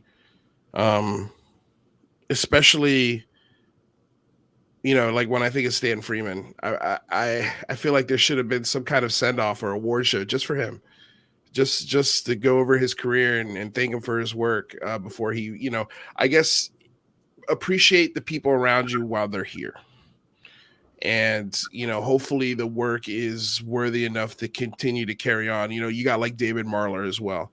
David Marler is continuing great work, and his work's going to go to the University of New Mexico, I believe, if I'm not mistaken. Mm-hmm. So, there are people out there doing amazing work. So, but appreciate the people while they're here. And that's a good place to end it right there, my friend. Let's say thank you to our panel tonight. Luis Jimenez from the Unidentified Celebrity Review. We got Bree and Lizzy Borden from After Hours and our TikTok channel on Spaced Out Radio. Researcher and author Nicole Sakach. Thomas Fessler from Disclosure tonight. And from earlier on, Science Bob McGwier. Yeah, we love Science Bob around here. We really do. It's always a pleasure to do the final month of the Roundtable, where we kind of get into some great discussion and great debate. If you missed any, you'll have to check out our archives on our YouTube channel or on any of our podcast formats, because it will be on both. And what a great show. Thank you, panel, for a wonderful and amazing Roundtable tonight, because it just made for some great, entertaining radio. We got Mr. Ron Bumblefoot Thal rocking in the background with Little Brother is Watching. Bumblefoot is the official music of Spaced Out Radio, rocking us in and out of every single show. Get your horns up for the guitar god himself. Special thanks to everybody listening in at home, at work, in your cars, wherever you may be. Thank you to everyone in our chat rooms tonight. YouTube, Twitch, LGAB, Revolution Radio, Spreaker, Facebook, Space Travelers Club, and on Twitter at hashtag Spaced Out Radio. I know you're out there somewhere. Remember, this show is copyright by Spaced Out Radio and SOR Media Ventures Limited. Thank you so much for choosing to share your evening with us, because together, my friends, we're watching. We own the night. Yeah, oh, were we supposed to do that together? Well, you could. I ruined it. But We need a favor. We need you to take us home, man. Tape on home. Yes, the Woo Train has docked for the night. But soon, my friends, we shall ride again. Your seats are always available. Your tickets never expire. And if you want to bring a friend, we got room for them too. Good night.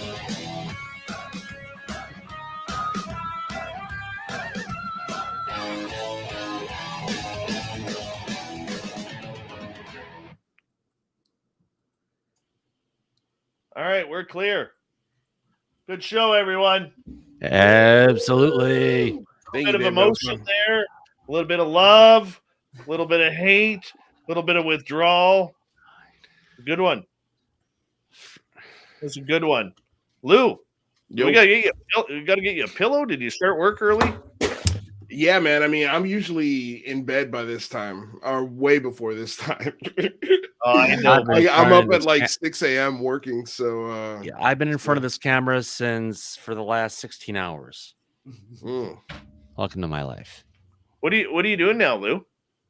What do you mean? Well, before your show, are you still in the service industry? Yeah. Whenever I'm not working, I'll either do the lift or wait some tables, or I mean, right now I've got an audition that I got to get in by the end of the week, and so I'll, whenever I can pick up acting work, I do that as well. How's the acting going? You want to come cook for me?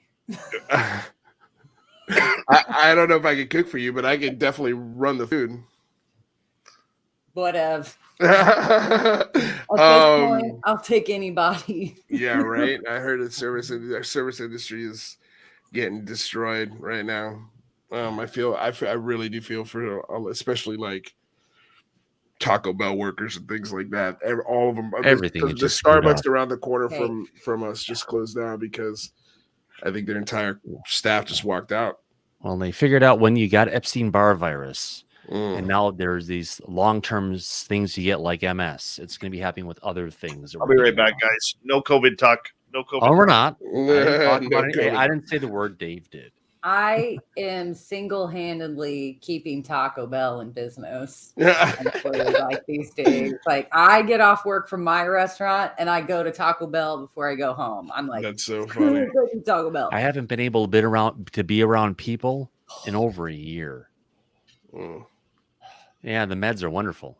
The bullying is bubbled. I got to go to the restroom real quick again. I'll be right. Good idea.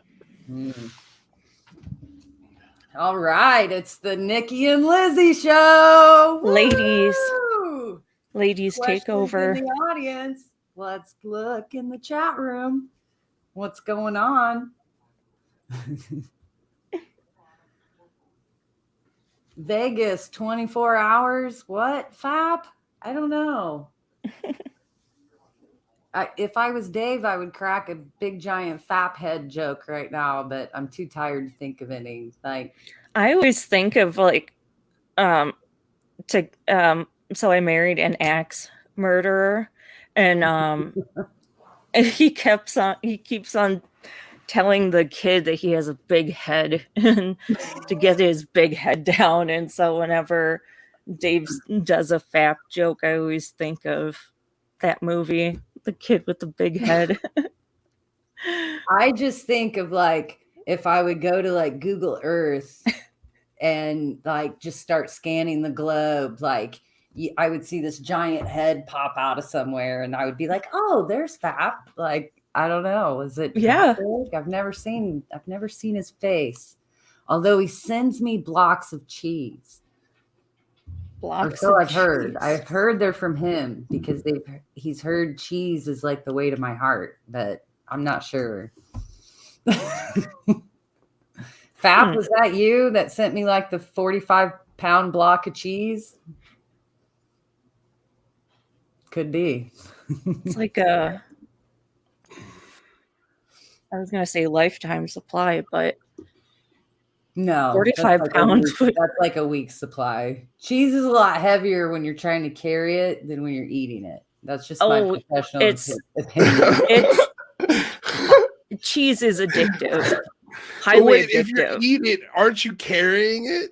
No, I don't know. It like breaks down somehow, becomes like weightless. Like, I don't know. Seriously, I think I could eat my weight in cheese and not even like think twice about it. Like, what's your cheese of choice?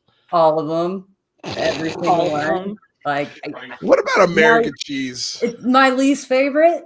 Like, I can't say I hate it. I mean, we talked about grilled cheese sandwiches. Like, it's big, grilled cheese should be made with cheddar. That's American. Like real cheddar. Well, you're talking like kid grilled cheese versus like grown-up grilled cheese. Well, like, we're grown-ups. Let's talk about stuff we have. We all start on American. I mean, you're kind of Latino. You like grew up with good food. You know, kind of Latino. I'm definitely. What else? What definitely else kind of Latino. You're just kind of Latino. Like, I don't know. Everybody's a mutt. Like, you know, I can't say I'm 100% anything. So I'm kind of something. So I'm a mutt for sure. Yeah. I think we all are. Right. I like it. Dave, I have to sign off now too. I mean, me and Lizzy just tore up your chat room. Like, I don't even know. FAP's probably like floating in the atmosphere right now. You didn't break FAP's heart again, did you? I don't think so. No. I can't tell. I keep reading the chat. All right. Well, just making sure you didn't break his heart again. No, he knows I love him. Just not like that. Just not like that. Just a little bit. Like, but guys, Blue, Thomas, Lizzy, Dave Beard, it's been fabulous. I love you guys. Let's do it again sometime. I'm gonna go back to bed. Anytime. Love you too. Bye, Take care. Pat. Thanks for owning the night with us. That was fun. That was a lot of fun. Yeah. A lot of fun. You know? Let's go here. Oh, yeah. Well, I'm going to get out of here, you guys. All right. I hear you. I'm going to hang out because I get to edit now. Yeah. Yeah. At least I'm not editing swear words, which is nice. Not one tonight. Yeah. How about that? I progressed. Yeah, absolutely. Does the radio get mad when the swear words get through? Yeah, I haven't been called out on it yet. The odd one has snuck through. I'm not gonna lie, but they got to watch their P's and Q's too, because they're playing under a lot more strict laws than what we are, right? And but things will. I'm working on a scenario here right now where I might be being picked up by a number of Canadian stations, and I don't know how that's I don't know how that's going to go yet. But if that does happen, I'm going to have to like really, really crack down, because if, like, say for instance, I'm able to get like 5 or 10 of these radio stations in this cluster, you know, that's where all of a sudden there's going to be advertising revenue coming in, and I just got to be a little bit more competent on my end in making sure that absolutely nothing slips through. Yeah. Right. So, because our radio stations, like this show tonight, will play on Monday for our radio stations. So it's just a matter. On Friday when we do our shows on the radio, I just always tell the guests, hey, just FYI, we're on the radio. Try and keep it as clean as possible. Yeah. Not to say you can't get passionate, but yeah. Oh yeah. I mean, hey, there are certain words that I wish they wouldn't be as adverse on, mainly the word shit or bullshit or something like that, because it's become such everyday language. But the radio medium is still back 40 years. Mm. And It's weird because TV's sort of caught up to that. At least they say shit on cable, Mhm. right? I think even public, like network television. Yeah. So I mean that's kind of the difficulty in it.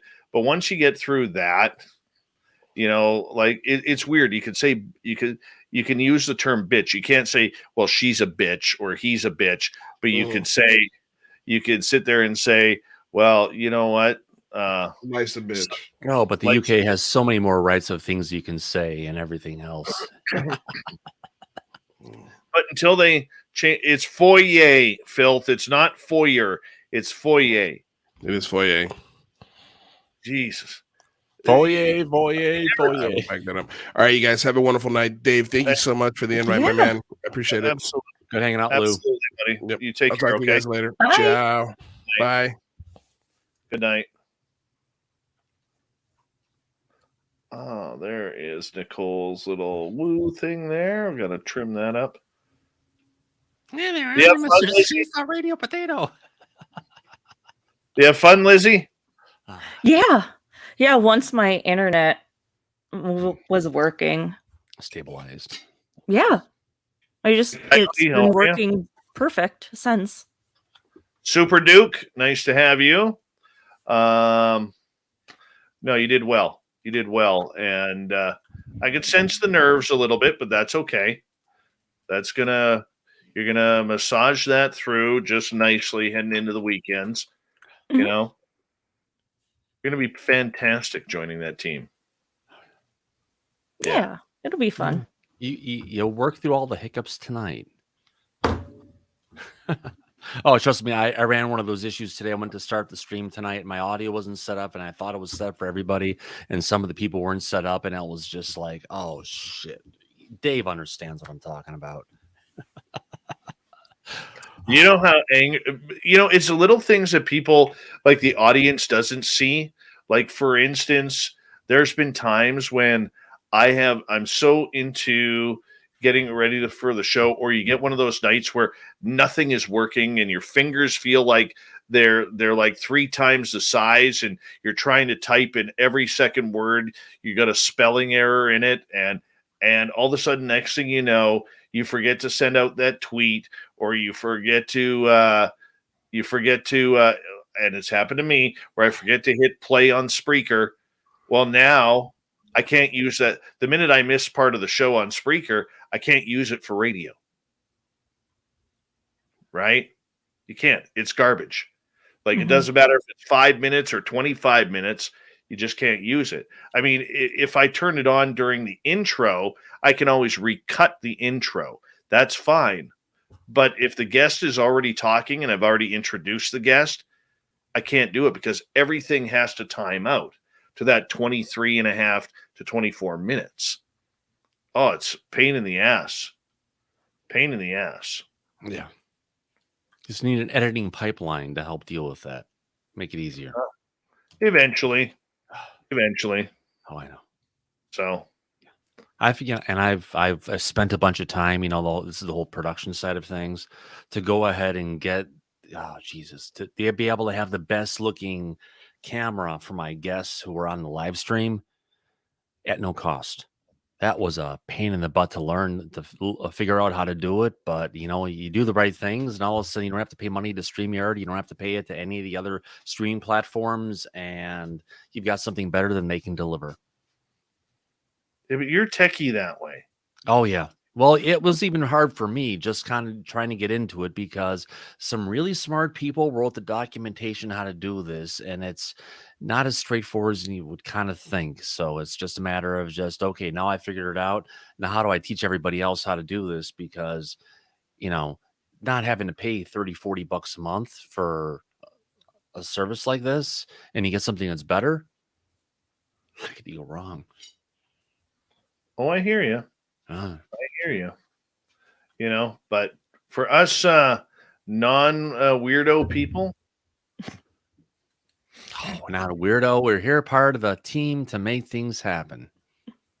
Oh, I hear you, man. I've always been a weirdo, so that's okay. Creative, technical, visionary, Started with what do you call it? Getting called out to go up into a UFO when I was 5 years old. Not for me, man. That's you up for a life of adventures. Oh man, if I could figure out half this crap that I need to do, I would be like, you have no idea. Like, I am so not a techie guy that it's I don't know what I would do. Like, I can't build a thumbnail worth crap. That's why I have somebody do them. I can't do the TikTok thing. I can't do the TikTok thing. That's why I have Lizzy doing it. I'm like, Lizzy, yours, learn. And she's like, I've never done it before. Yeah, you're going to be great. You're going to be fantastic. And she has been. I was right on my prediction. You just have to understand it's the media type you're dealing with and what you're trying to bring forward, and just, have an open mind towards it, and know that sometimes when you get a pipeline and stuff to work, so if I go ahead and pop out the chat and I want to go ahead and click on a button and look, I can get a text message to pop up in mine saying, greetings, saving guests. Sorry, I missed a Roundtable live, but it's a set and forget it. But it looks cool. Yeah. Yeah. It does look cool. Yeah. Making me jealous. Yeah, I'm a tech nut. I'll admit it. Hardware, software, technology. It all goes together. I can't even tell you the difference between the two.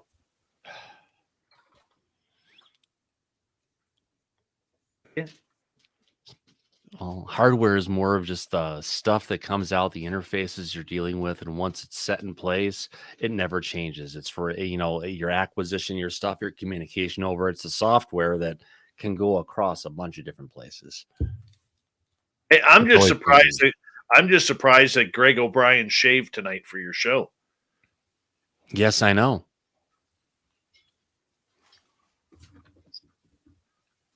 That's what I'm impressed with. Well, some different times he's a good guy. Sometimes yes, sometimes no. I'll tell you, one person who can get a really freaking good beard going is Gary. You just never see him on camera. He looks like one of them hairy UK bastards.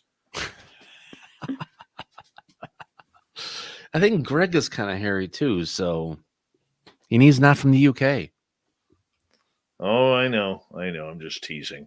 You got a great team there. You really do.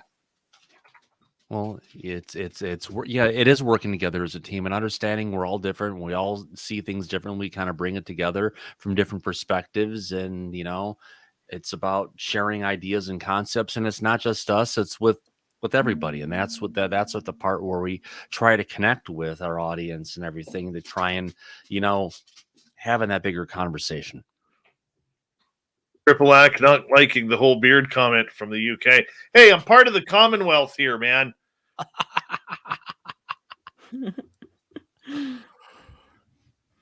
God. Yeah, I know what you're talking about. Yeah, I didn't even see that one coming. Just Triple Ack, just out of the blue. I don't think he sleeps. I really don't. No, he does. Does he? Oh, probably he's already a little bit past his bedtime, but he usually sleeps by now. Well, he's 8 hours ahead. I know.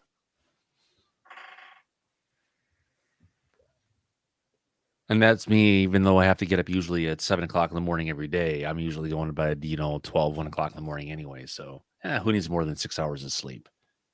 I'll be up at 4. No, tomorrow morning I'll be up at 7 to get my boy to hockey practice. I thought you took him hockey earlier. Boy, I misjudged that one.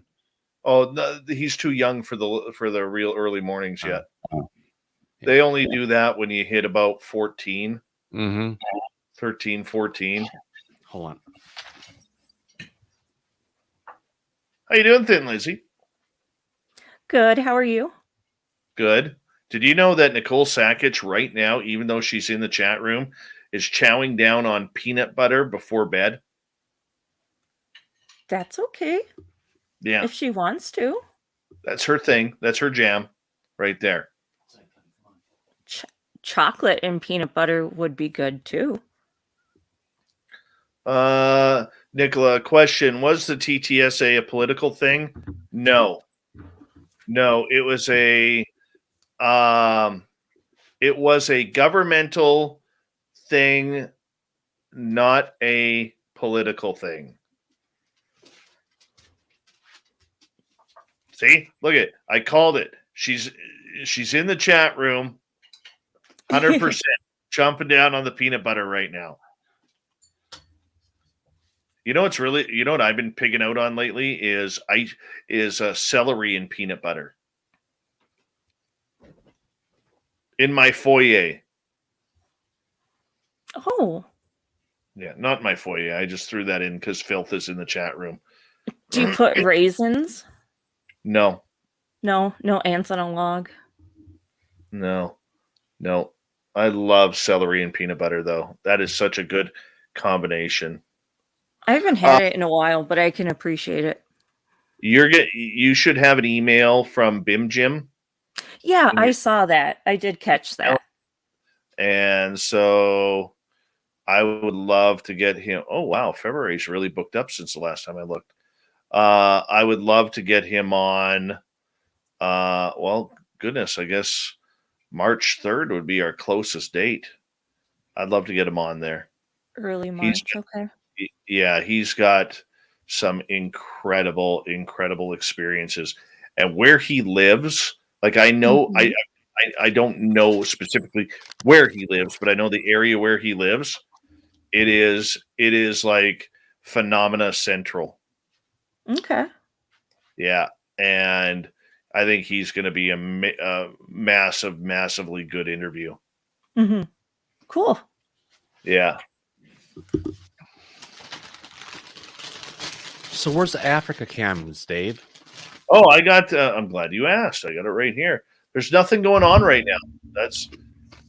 No, Namibia is boring right now. They don't even have any birds at the watering hole. Anything in Antarctica, though? But the Aurora Borealis or the Northern Lights cam is always interesting. I know. I've only ever had that once over my house.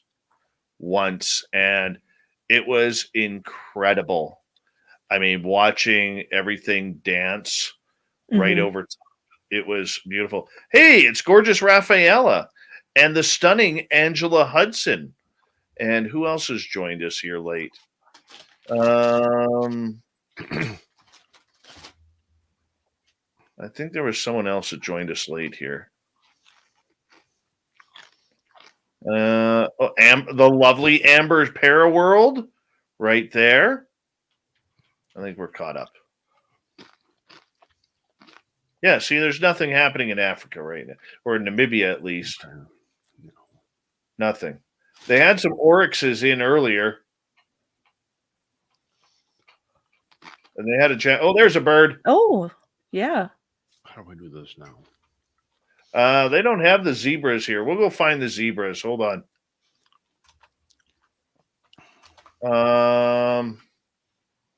Hold on. Let's go to live. Where are we here? We'll go to the African Tau. See what we got here. Well, we got some gnu's, aka the wildebeest. I don't know what kind of bird that is sitting over there. Don't know. Curry, say something. Hey, Ed Clater, how you doing, buddy?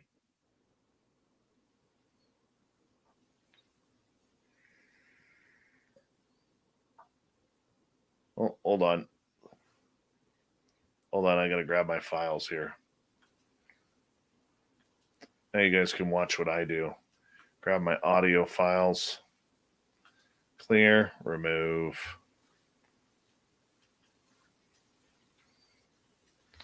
Right from there. Put those in there, and we're good. I don't need that. I just need to convert them now. There we go. There we go. We're back to normal. At least we have something here. Something going on. Thank you, Mr. Ack, for that lovely super chat. Appreciate you, my friend. Dave, I can send you my little vid to speculate on. Boyfriend thinks he found a Bigfoot print, although he really. Oh, I would love it. I'd love it, Melissa. That would be fantastic. You know what happened to me? I think I told the audience the other day. I had this. We get a lot of logging truckers in our town, and I had one of the guys come into my daytime office, and I asked him point blank. I said, when you're on, we were talking about the ice roads because like the mountains are coming down are like really icy. And he's like, dude, we're driving at such unsafe speeds right now in order to get down these mountains that we have no choice, because if you go slower, you'll lose the truck. And if you go faster, you'll lose the truck. And he was even talking about like doing like 30 miles an hour, like down at 20% grade to get down the mountains. Like, anyways, scary stuff. I would never, ever do that job, ever. But I asked him, I said, you ever see any strange things? And he didn't even bat an eyelash. He goes, all the time. I said, well, what kind of strange? He goes, dude, we're going down those mountains and all of a sudden you see something move out of the corner of your eye, you turn and look and it's gone. He said, it could be a deer, could be a bear or whatever. He goes, I don't think it is all the time.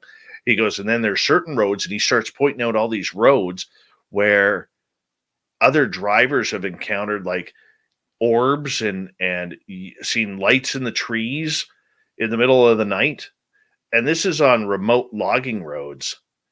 And even I witnessed Sasquatch in those areas. So now I have this entire area now that I thought I had lost because my original Bigfoot area got screwed up due to the forest fires. Right? I'm so excited for the snow to melt now. So excited. I know you guys don't care, but I do. No, I do. Anytime you have an opportunity to go ahead and take something that you have a passion in and go ahead and advance it, and it's something you've invested a lot of time into, when you can go ahead and make these little jumps forward to go ahead and pick up in areas you may have lost, it's monumental to anybody, and especially to you, David. It's really evident. I'm back. Hold on a second. I'm going to show this here. Hold on. Oop, hit the wrong button. See if we can go over here. This is a video Melissa just sent to me. Hold on. Are you guys seeing that? Yeah. Potential Sasquatch track, right? Oh, let's go back. Well, let's get a clear photo. There.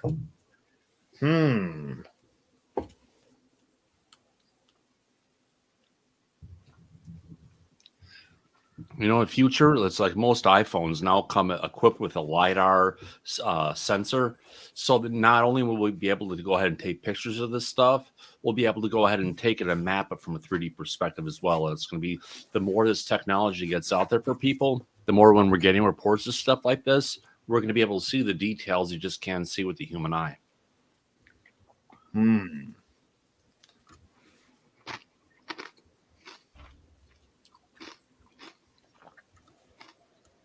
I'm thinking here. I think that, to me, this looks like where the toes would be, but that looks like a foot, like an animal print that slipped in the dirt. It's multiple prints. Hi, Terry Brown. How are you?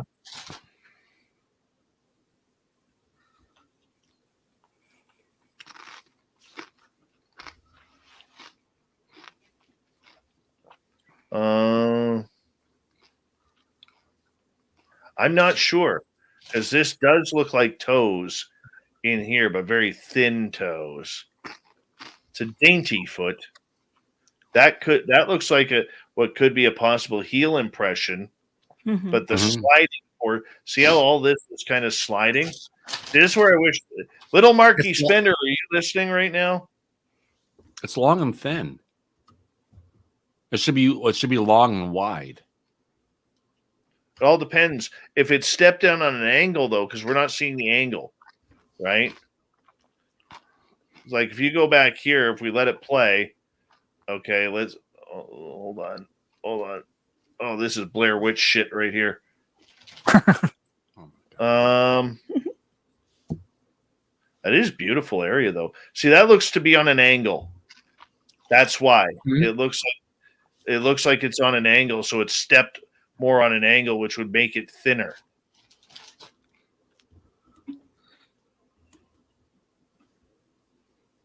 That's what I think. Like it's like a half when they print. saw it that they It's didn't a take half pictures because it would have had the GPS coordinates at that location. I don't know. Oh, there's some zebras. The zebras have arrived. There you go. Or as our man Filth likes to say, zebras. The zebra. You and your zebras, Filth. Which are actually white with black stripes, not black with white stripes. They are a gorgeous animal, though. Well,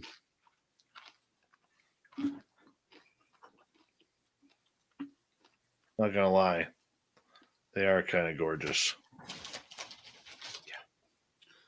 one of the many What do you eat beautiful. there, Thomas? Oh, What some do you eat? Tostitos and a avocado spicy dip.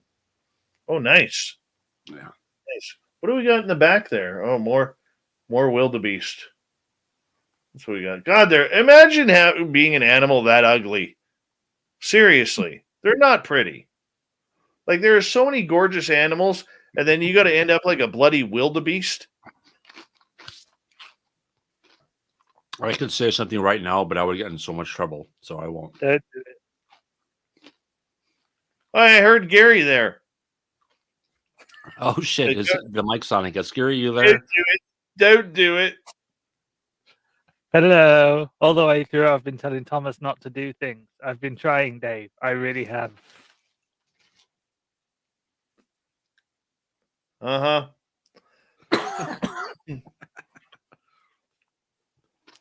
you doing? I'm good, buddy. How are you? My mics were tied in, and I didn't have it. Well, you know, it's like when you got on one of those big soundboards, everything connects together. Hello, Lizzy. You're going to do awesome. I have faith in you. Hi. Thank you. She's going to do incredible. Oh yeah, she really is. And let's see what's in. Still nothing in Namibia right now. Still nothing there. See the other channels here. What's happening in Tembe? Nothing. No elephants there. Well, that sucks. Yesterday there was like 4 elephants there. What else do we have? Let's go live.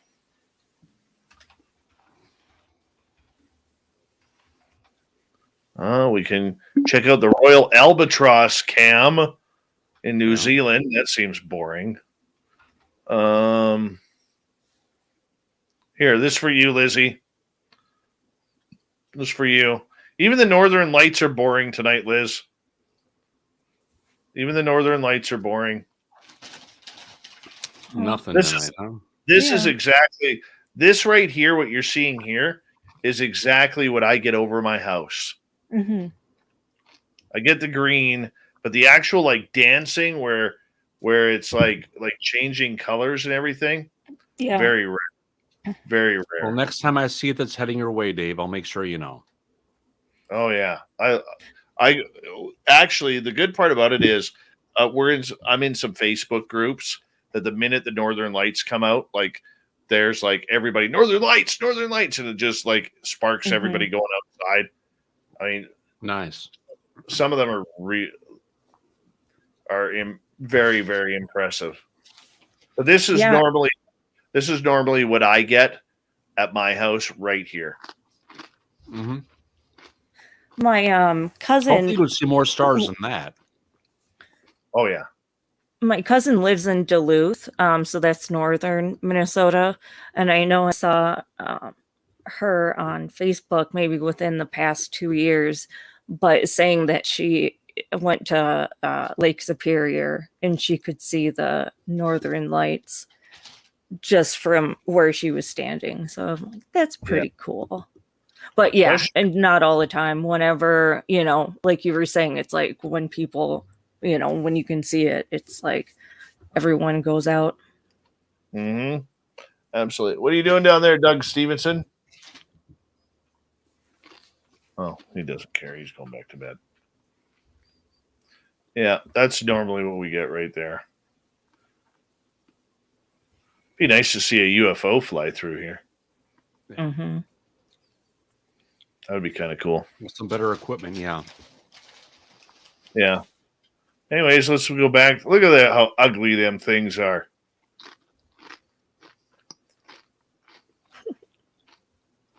God. Oh, ugly. How would you like to have a hunchback?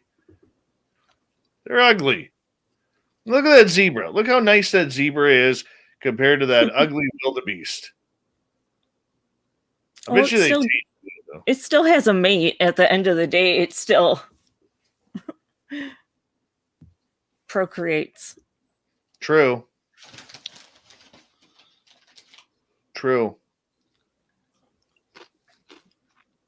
They're all going to the watering hole right now. Water buffalo. See how they all see? Here's true story. Okay, this is going to sound gross, but you see the poop here, the pile of poop. I'll tell you what they do. Animals like this, and I learned this from the wild horses in my area. Okay, see the young one here. Mm-hmm. So in order to protect the young ones from predators, is an adult will poop, and then the young one goes and poops on that same spot, and then the other alphas go and poop on that same area to cover up the scent of the young one to hide it from predators. I never knew that until I learned it about the wild horses in our area, because that's what they do. Interesting. Yeah. Oh, something new every day. I had no idea. It's amazing what you can learn from poop. Just ask the ETs who've been doing the freaking anal probing forever. Or watch Jurassic Park. Yeah. I got as gross as this sounds, I got the most impressive animal poop I've ever seen on my phone. I'll show it to you. It's absolutely incredible. I know that sounds gross, but let me see if I can find it here. I would be proud if I was this animal. Well, all mammals.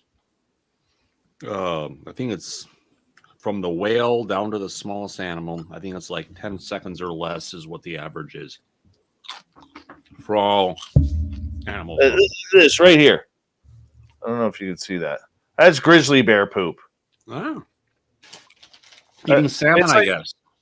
No, those are rose hip berries. But I mean, those are the size of like Campbell's soup. Like somebody took Campbell soup cans and then shook out the soup before you put the water in. Mm-hmm. Mm-hmm. It was pretty incredible.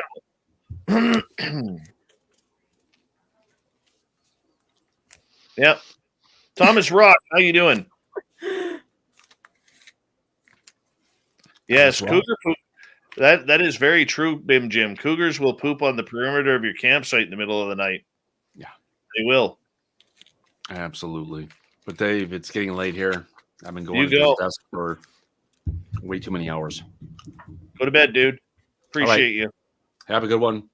Into the night with Dave Scott. Later. Take care, my friend. Bye-bye. Good night, Gary. Good night.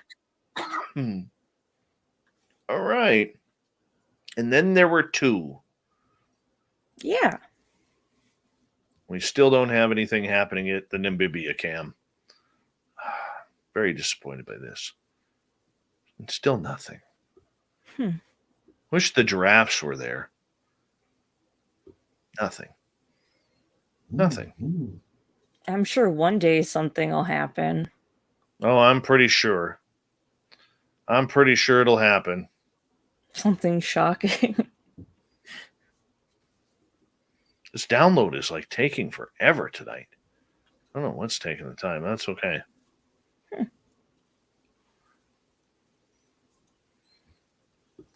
Well, let's see. Hi, Eva.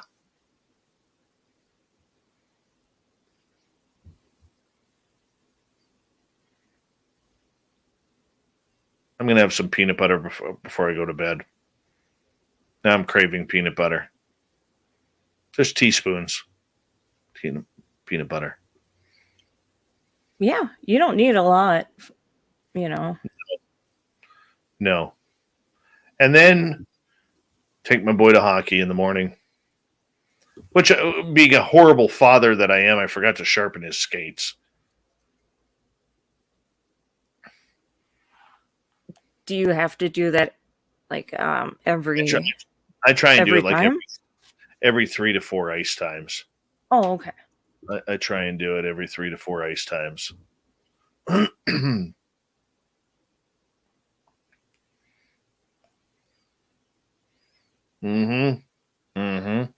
can't wait for you and your hubby to take me for that burrito thing. It's really good. It's in Colorado they have smothered burritos. So it's the green chili. So it has like pieces of pork in it, but it has like the hatch green chili chopped up, and then it's in the green chili, so it's not like a tomatillo verde sauce.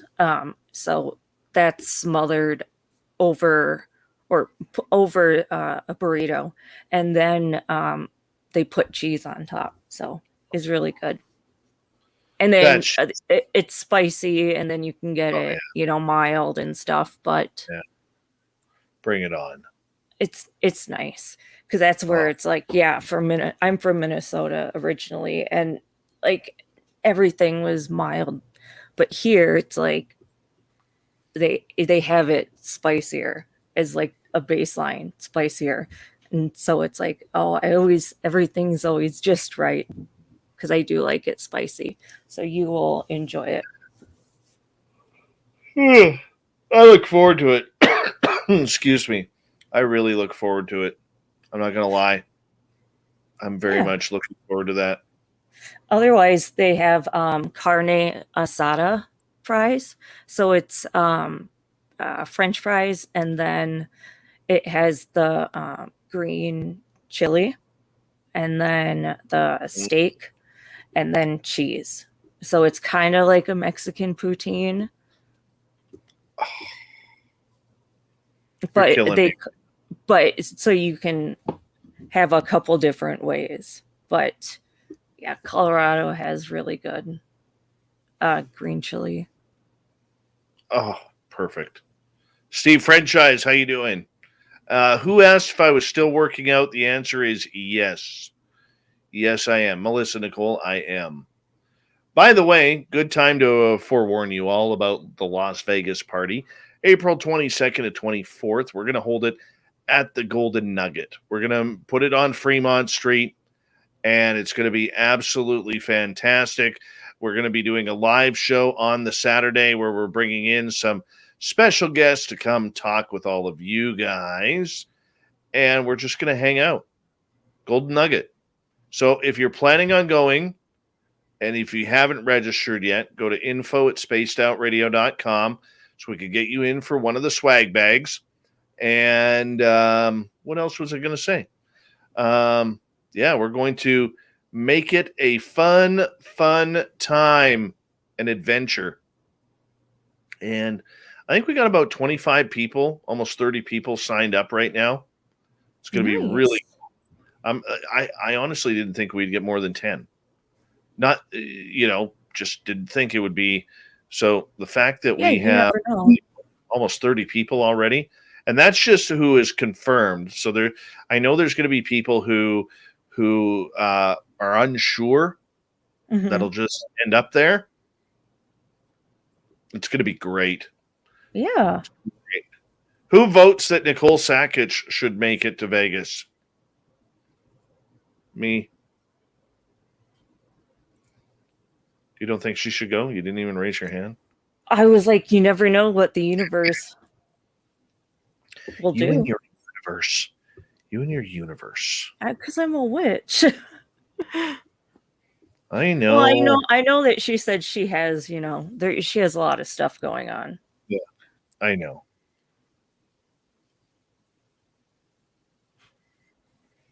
I know. She'll make it. I have faith. Yeah, you have to think positively. Yeah. Right. So, Teresa, if you're staying in a hotel, I don't know if you're staying with family or friends or at a hotel, but if you are, book it at the Golden Nugget because that's where we're all going to be booking.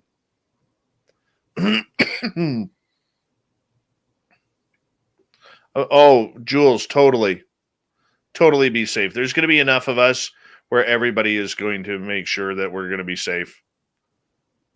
And if you need anything, we'll help you out. There will be enough of us to help out. Don't know if Melissa Nicole is coming. I know you were talking about it. I'm thinking Terry Brown might be coming. Maybe not. I don't know. Look at how ugly those wildebeest are. Like, seriously.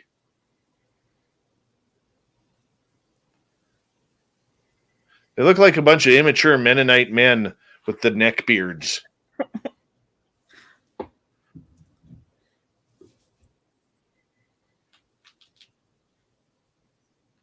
Jules, you should come. Do they have like Lou Elizondo, like chin facial beards? Chin beards? Yeah, it's kind of hard to see. No, that's more of a Hutterite Doukhobor type beard.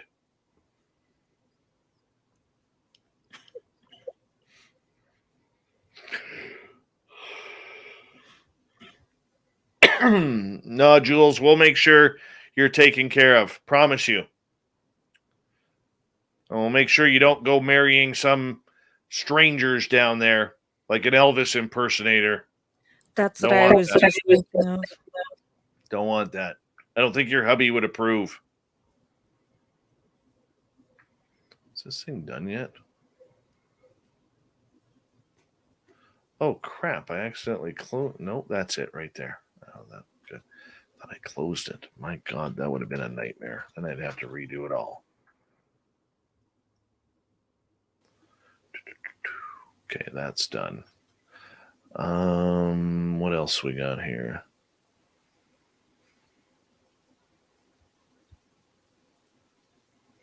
Don't you send your clone, Nicole Sakach. Don't you send your clone.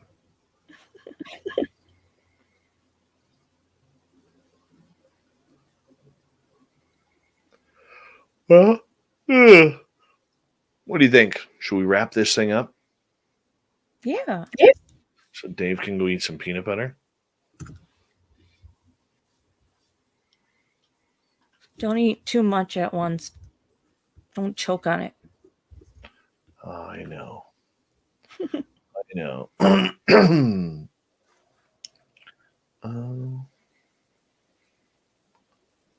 Let's see here. All right. This weekend, let me see who we got here. Let me pull up the schedule here. This weekend, Kathleen Marden will be Lynn Wallington's guest tomorrow, 6 p.m. Pacific, 9 p.m. Eastern. And then on Sunday, Jay Anito on Demonology will be her guest on Sunday. Both shows followed up by the after hours. We have a vacationing Gemma Jade, so she will not make it. But Thin Lizzy Borden will be making her debut with the fedora-wearing John Hudson and the freshly shaven, not beard, forehead, or the head, pardon me, Big Willie Townsend. They're going to have a great weekend this weekend, and I will be back on Monday with the Butch Witkowski tribute. And let me see here.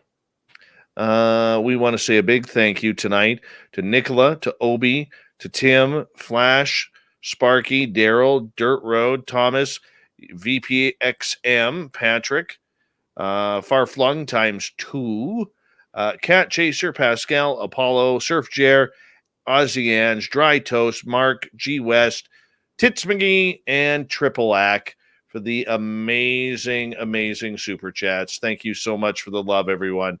It really helps support what we do on this show. It really does.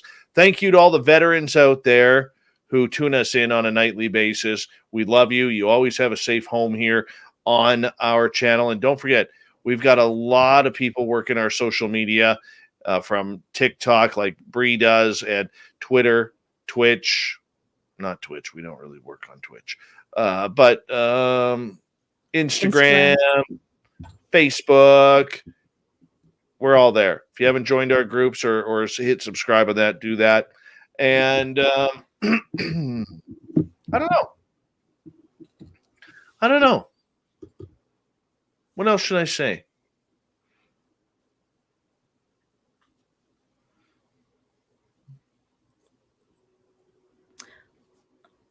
I can't think of anything. Me either. Let's just go home. Okay. All right. Good night, everyone.